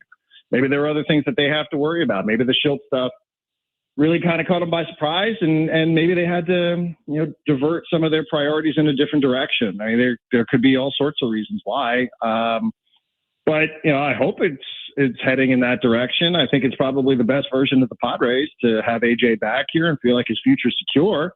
But we also have been following the Padres for a long time, guys. So we understand that we will believe that when we actually see it. It's fine if you say, hey, it's likely to do it, but Bob Melvin was likely to come back. Nobody was really talking about Mike Schilt's resignation. And, sometimes in this world, especially with this team, you have to see it until you believe it. If you want more from Darren, or before you believe it, or whatever I'm saying. Yeah, we get it. I like the first version better. Yeah. Both of them are good. I also want to just be the first person here, apropos of absolutely nothing, to say the fight for the old oil can on the Jon Jim show this week. So it's a huge week. I know we haven't even mentioned that. Good job, Jim. Put down your updates. Okay, it's Monday. This is why you write out the updates in advance. It's Monday. I'll talk about it on Thursday and Friday. Darren, if you want to talk, man, it's the week of the old oil can matchup. I mean, it doesn't get bigger than this for San Diego State. If you want to talk San Diego State basketball on section1904.com, just text me. Now I'm inviting myself on. Okay, done deal. And football too. Done deal. You got it. All right. Anytime you want. Man, we want to talk football first. I mean, the program's, often flying here, so I'm excited for it. Man, everybody knows how much I used to talk about the Fresno State and San Diego State. I know. So I always do like that one because I'm a big fan of it. It's a big game, and I know we're way up against it. But to your point about, hey, when you have success, when you have success, you have opportunities. It's what's happened here with Sean Lewis. I mean, from 3-9 And what people were saying about football to now 5-1, and you see all these vacancies at FBS football at the highest levels. It's like life comes at you quick, right? Like this is going to change. This has come full circle pretty quickly. Yeah, of course. I mean, not long now before we hear Sean Lewis could be the next head coach at Wisconsin. Oh, I know. You're not kidding. You're not kidding. Sorry, too soon. Beat Fresno first. Beat Fresno first. Darren, appreciate you. We'll hear you Sunday for the MLS opener again for SDFC. And then for more from Darren, check out section1904.com. Appreciate you, man. All right, we will react to that on the other side here until 6 p.m. Jon and Jim.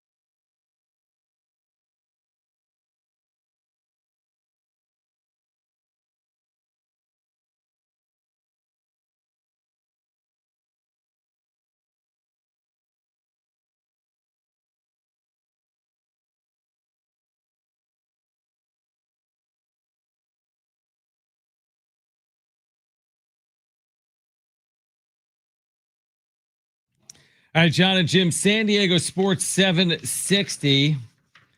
Speaking of San Diego Sports 760, Jim, 13 chances to win $1,000 every weekday. It's the Bonus Bucks giveaway. That's every hour, 6 a.m. through 6 p.m. Listen for the keyword, then enter it at sportssd.com. Next chance to win $1,000 coming up at 6 p.m. The World Series 7. No, this isn't the World Series. It's not the World Series. You're right. It's the ALCS. The 7th game of the American League Championship Series is underway, and former Padre Josh Naylor has given the Mariners a 1-0 first inning lead on an RBI single. Julio Rodriguez led the game off with a double. Cal Raleigh struck out, and Josh Naylor drove him in with an RBI single. Do you go to your closer here? Yeah. For the final 27 outs? Yeah. Yeah. Munoz, yeah. Yeah, just Brash and Munoz. Just find a way. Yeah. Navigate the next 27 outs. Well, it's going to be interesting. I mean, you got who's pitching for the Mariners here? Who did you say? George Kirby is pitching. Kirby, Yeah. His ERA this postseason, John, is 7.07 in 14 innings pitched with a 1.43 whip. All right, so the leash may be short. You think? So, okay. Well, yeah, but we'll see. I'm just counting outs here. Like, I'm not trying to see if I can get 3 or 4 innings out of this guy. Like, hey, can you give us 5 outs? Like, you know what I mean? This is all hands on deck. Game 7. We saw how it went with the Padres and Cubs in game 3. You know, Darvish, he was done after the second inning. Any trouble, you have the lead. Any trouble, you're going to your bullpen. Everybody's available. You're not pitching again until Friday, so you have a full week off. So you're unloading the clip. Brian Woo's available for Munoz is available for multiple innings. Brash is available for multiple innings.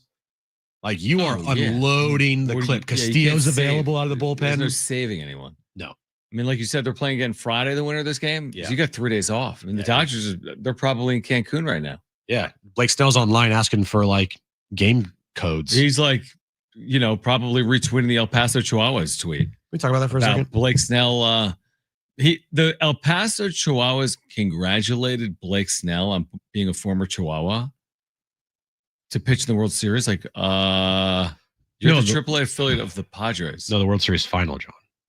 Yeah, they said congratulations on reaching the World Series final. Oh, they deleted the tweet. Yeah, a little late. It was up for over 3 hours. Yeah, it had thousands of likes. They tweeted it 6 hours ago. And they said, big congrats to former Chihuahua Blake Snell headed to the World Series final. Who's the new intern? Who messed that up? Do you think that this final could be better than OKC Miami with Big 3 versus Big 3? I'm guessing it could be like the 2015 final. Ooh. Yeah. Who played in that? The Warriors. They won. The Cavs? Yeah. That's all I got. But yeah, I agree. It's going to go up there with one of the best finals ever. But hold on, like if you're an affiliate for a major league team, don't congratulate a player now on a different major league team, especially if you're now in the Dodgers. Yeah, you're a rival. Do you see the Padres sending out a tweet today? Congratulations, Blake Snell, on reaching the World Series final. No, because that'd be stupid. Yeah, same thing if the AAA affiliate did. Who do you think said take it down? You think the Padres called? I do. Maybe. Someone took a long time. Someone called. That thing was up for hours. And it was getting destroyed. Someone had it like scheduled, like, all right, see you. Taking the rest of the day off. I think they actually said it so only people that they follow could reply to it. So it got so many quote tweets instead. So nobody could reply to it. You could only quote tweet it. Yeah, that's bad.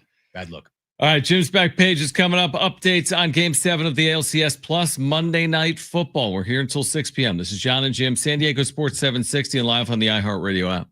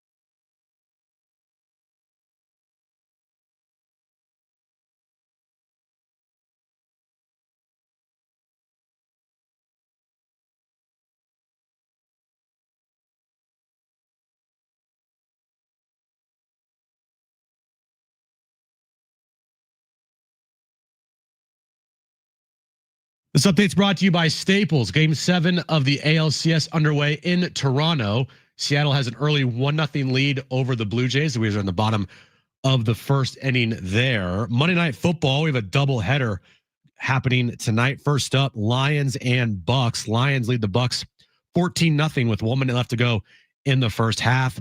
Seahawks and Texans are the nightcap starting at 7 p.m. Your local Staples has hot deals and super low prices throughout the store on everything for your business. And right now at Staples, save up to $125 off your print order. Exclusions do apply. Visit staples.com/print for details. Ends November 1st. Plus, save even more with the Easy Rewards program at Staples.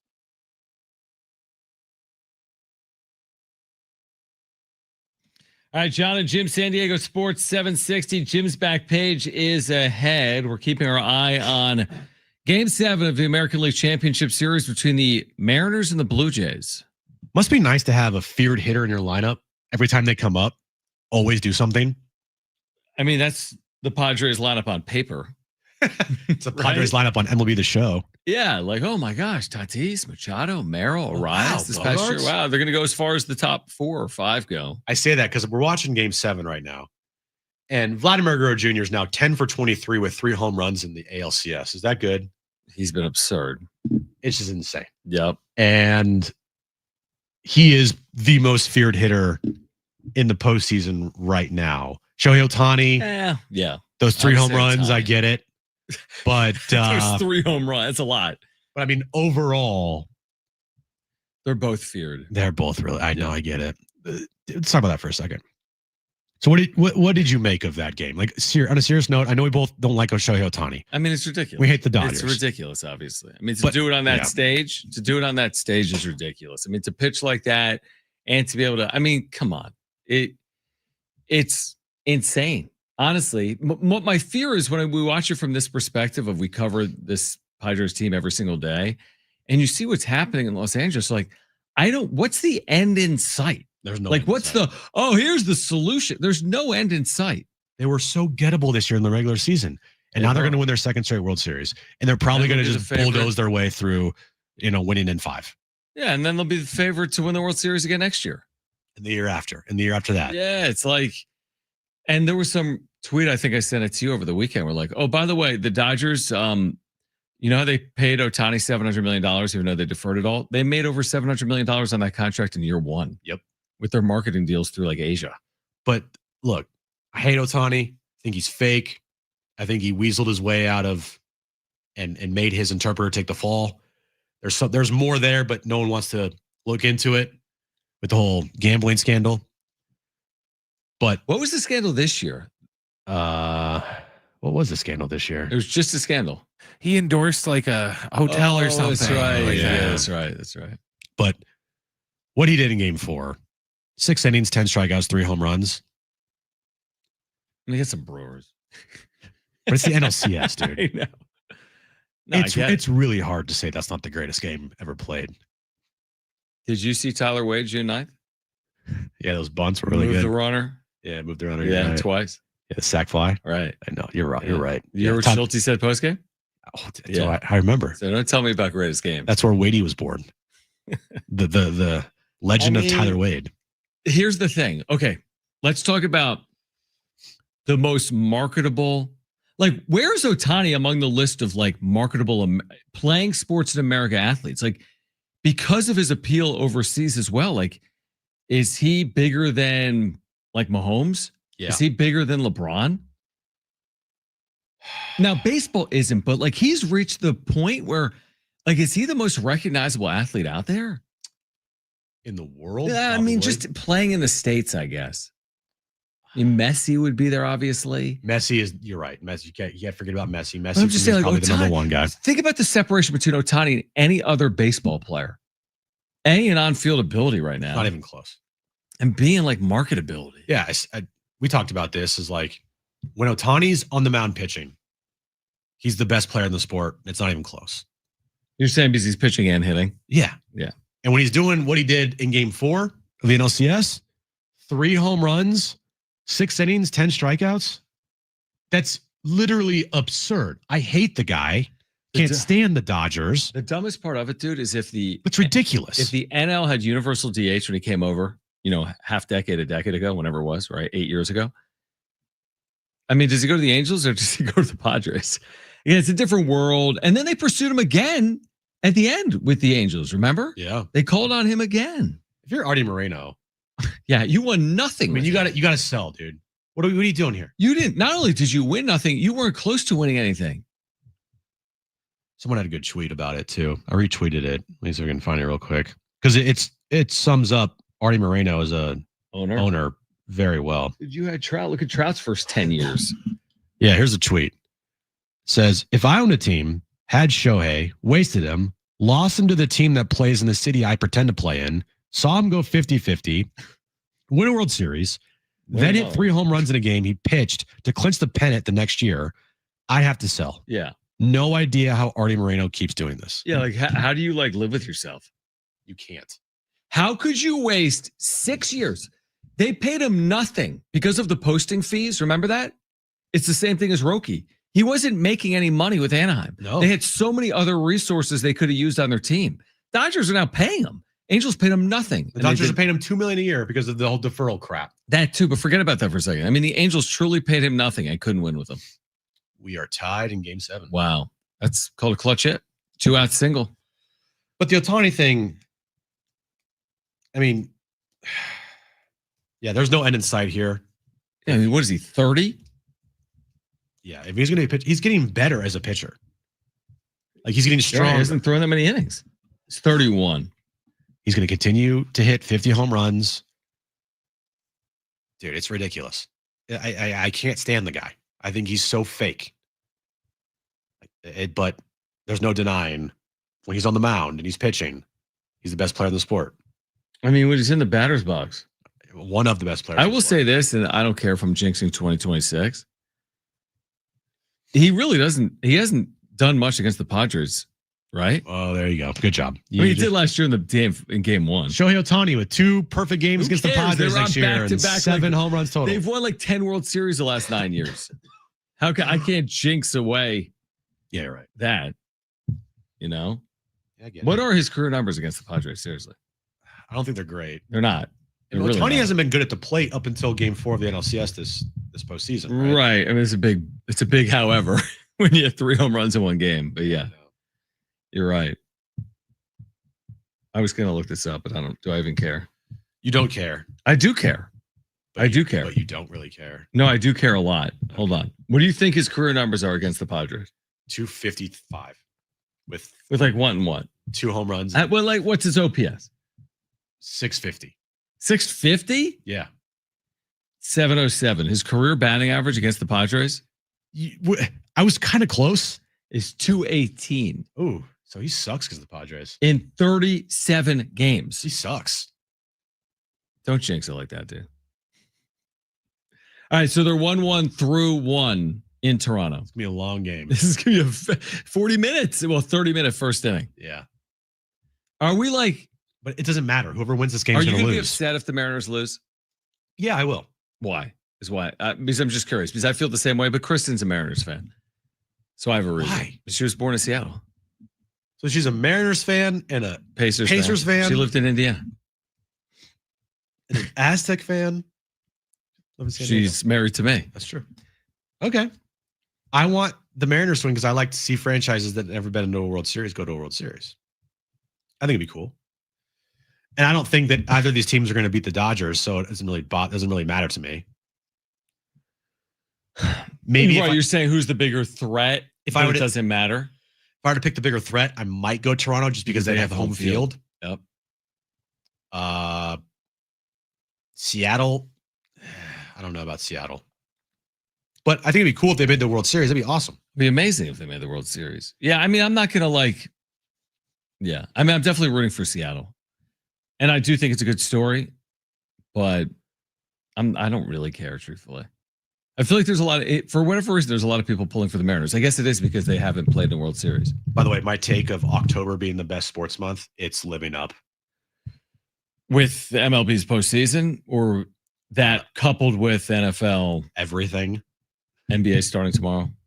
NBA, You have the NHL has already begun, MLS postseason. You got NFL. You got college football, college basketball starting, baseball postseason. Name me a better month. I'll wait. March Madness. No, doesn't hold the candle. Sorry. March Madness is great, but it's just one singular sport. Does not match up to the amount of sports. No, because in March you also have like would you rather go NBA late regular season? You go to a nice restaurant and they give you an option of one thing, or they give you an option of all these different things that you could get. I'm going to the restaurant with multiple options. So you like a diner? Sure. A diner has everything. I know. But is that where you want to eat? If it has multiple options I could choose from. It does. And if you go to some place that only has one option, I mean, it's still really good. Really, really good. Really good. But maybe I don't want it that day. Maybe I want something different. Jim's back page coming up next.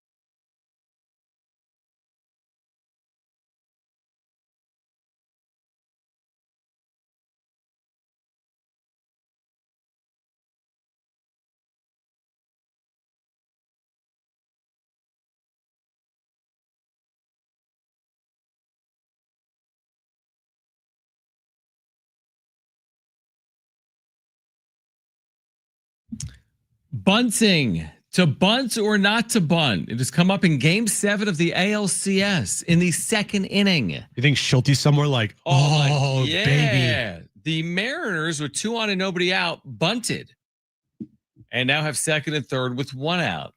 Your thoughts, Jim Russell, before we get to the back page? Well, it was the number 7 hitter, J.P. Crawford, who's hitting 111 in the series, 2 for 18. But they bunted for a guy hitting 100 this postseason, right? Makes sense. Well, it didn't work because the guy struck out because he sucks. So they played out of a big inning to potentially score a run, and now they need a 2-out hit. Yeah. Good luck. With their number 9 hitter. Good luck. Never bunt. That's going to be a big talking point. Never bunt, ladies and gentlemen. But probably J.P. Crawford probably grounds in a double play anyway. So we'll never know. He could have hit a 3-run home run, right? True. We will never know. So this is the American League, and this is Game 7 in the second inning. So we it's a Padres thing. It's come up a number of times this postseason. Look, right? We've talked about it a few times. When you need to bunt guys over for your 8-9 hitters that are hitting 100, you don't score a run. Didn't score. How much they have struggled with runners at third and 1 out. It reminds me so much of the Padres when it comes to runners in the scoring position. Like when I'm watching the Mariners last couple of games and they get all these runners in the scoring position, I'm like, that's the Padres. They can't score. I mean, again, I see the reason to do it. I could see the argument not to do it, but you have first and second, nobody out. You've got a pitcher on the ropes, and to bunt, you kind of let the pitcher off the ropes by giving him one of the outs in the inning. The Mariners do not score in the second. So 1-1 heading to the bottom of the second inning in Game 7 of the American League Championship Series right now. Let's get to this.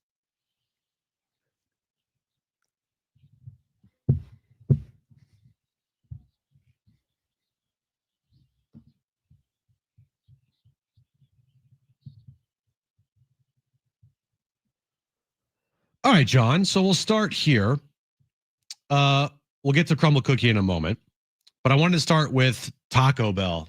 I have a bunch of news items because we haven't done the back page in a little bit since I was sick.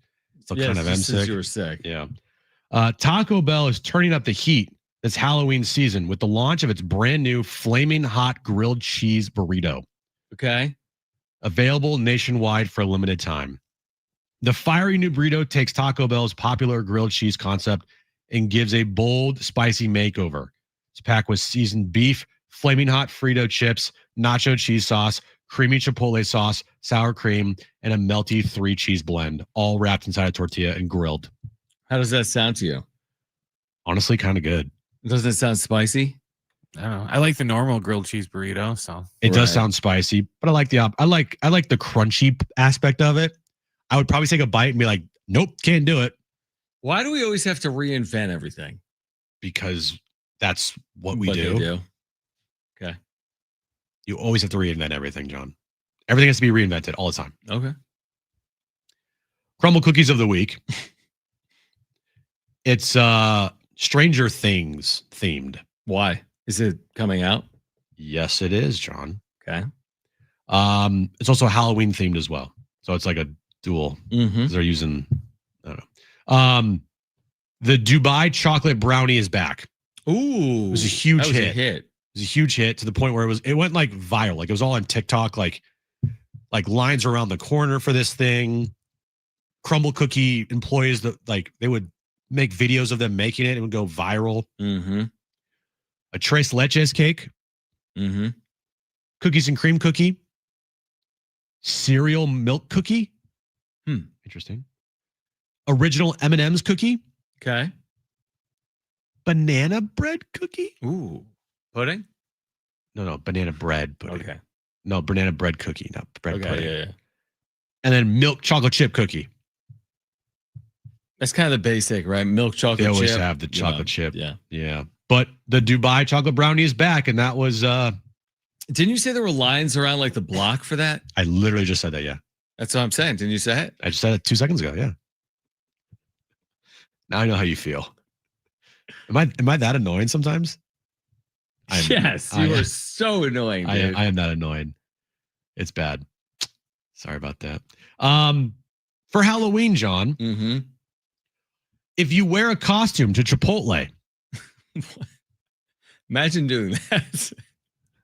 Just walking in on Halloween. On October 31st, Chipotle reward members can score a $6 entree after 3 p.m. local time when they visit any participating location in a Halloween costume. The deal applies to burritos, bowls, tacos, or salads. Like, I'm just imagining walking in there with like my Mike Schilt jersey and like in uniform and cleats. They wouldn't know who Mike Schilt is. But I would probably, so I'm now with my $6 meal. It's all dressed up for my Chipotle meal. Yeah. Would you do that? Is that a deal? $6? You have to become a rewards member. It's a lot of work. It's a lot of work. Yeah, I don't know if I do that. How many people are going to do that? Good amount. Nationwide. Probably a good amount. Okay. Chick-fil-A has officially brought back its fan favorite peppermint chip milkshake. Okay. For the 2025 holiday season. The festive shake, which has become a signature part of Chick-fil-A's winter lineup, is now available at participating locations nationwide for a limited time. The peppermint chip milkshake is made with Chick-fil-A's creamy ice cream dessert blended with crunchy peppermint bark chips, creating a perfect mix of sweetness and seasonal flavor. It was first introduced in 2008. Have you had that before? Nope. Hate peppermint. Yeah, I don't like peppermint at But all. a lot of people do, John. A lot of people do. Apparently. So bring it back. So if you like the peppermint milkshakes, there you go. Is that it for the back page? That's it for the back page, John. Okay. Okay. By the way, this week we will get you ready for San Diego State football. They'll be in Fresno on Saturday at 12:30. Blackout at Fresno, by the way. And a huge game. Fresno State is 5-2. San Diego State is 5-1. This is the biggest game for San Diego State since the Mountain West Conference Championship game back in 2021. I think it's true. If you go to ESPN's FPI, like their, I don't know, ranking system, whatever it is, I mean, they give San Diego State a better chance to reach the playoff than Penn State, Clemson. I mean, there's so many programs. Like, again, is it overly? I mean, they have so much work to do. They're 5-1. You have to be the best team in the group of 5. But here they are at the halfway point. 1-4 straight, coming off a bye week. It's not going to be easy. I think their second half schedule is harder than their first half. Fresno on the road. Hawaii's been good on the road. Boise's coming here. But it's kind of crazy that in a half year, Sean Lewis has completely turned this program around in a half season. Yeah, it's been incredible. There's no doubt about it. Sean Lewis is a guy that we had high hopes for leading into his first year. Yeah. Didn't pan out. And I remember just talking like, man, we want this guy to succeed because like there's something about him. Like there's that it factor there. And you just wanted to see it translate on the field. And it's translated in a big way. I talked about it last week. I needed to see what they did against Nevada to really like be a full believer in them or still have questions about them. You know, if they won at Nevada, that'd been great. But I kind of was looking to see how they would win at Nevada. And the fact that they just not only blew them out, but they played probably one of their better games, maybe their best game of the year. It was 44-0 in the third quarter. On the road. Took all their starters out. They were up 14-0 before the game was even on television. The ball, yeah. They had a punt return and a pick six. And then the offense going up and down the field, scoring at will. Jane Denical, he's looking really good, accurate. Like they've allowed 73 points. Yeah, it's crazy. In 6 games. I know. They've allowed 73. In fact, one game they allowed 36 points. The other 5, they've allowed 37. 2 shutouts, right? 2 shutouts. In the games in which they allowed some points here recently, Colorado State and Nevada were against backups. Yeah. Game was already over. Yeah. So, I mean, listen, I think this will be a very good game. Rivalry game. Fresno State's coming off a loss. This is not easy at all. It could go either way, but a huge opportunity for San Diego State Saturday at 12:30. You can hear it right here on San Diego Sports 760. Of course, tomorrow, full reaction to Game 7 of the ALCS. NBA will get underway tomorrow. Yeah, a lot going on tomorrow. Pair of games. Your Warriors. And your Lakers. More your Warriors. Yeah, but some people's Lakers definitely. And then what's the other game? Thunder Rockets? Thunder Rockets is the opener, and then Lakers Warriors is the second game. Will you overreact if the Warriors lose? Yeah. By the way, I didn't even talk about this today. Jimmy Butler. Shout out Jimmy Butler. He is now partial owner of the Wave. Yeah. So put that in your update. My guy, Jimmy Buckets. Love it. Lives in San Diego. Perfect. Wave fan. Now a minority owner of the San Diego Wave as well. All right. If you missed anything today, go to sportsSD.com or the iHeartRadio app or iTunes or TuneIn Radio or Spotify. Back tomorrow at 2 p.m. Full reaction to Game 7 of the ALCS. The latest on the Padres managerial search as well. For Brent and Jim, I'm John. Keep it here. This is San Diego Sports 760. Okay. Bye-bye.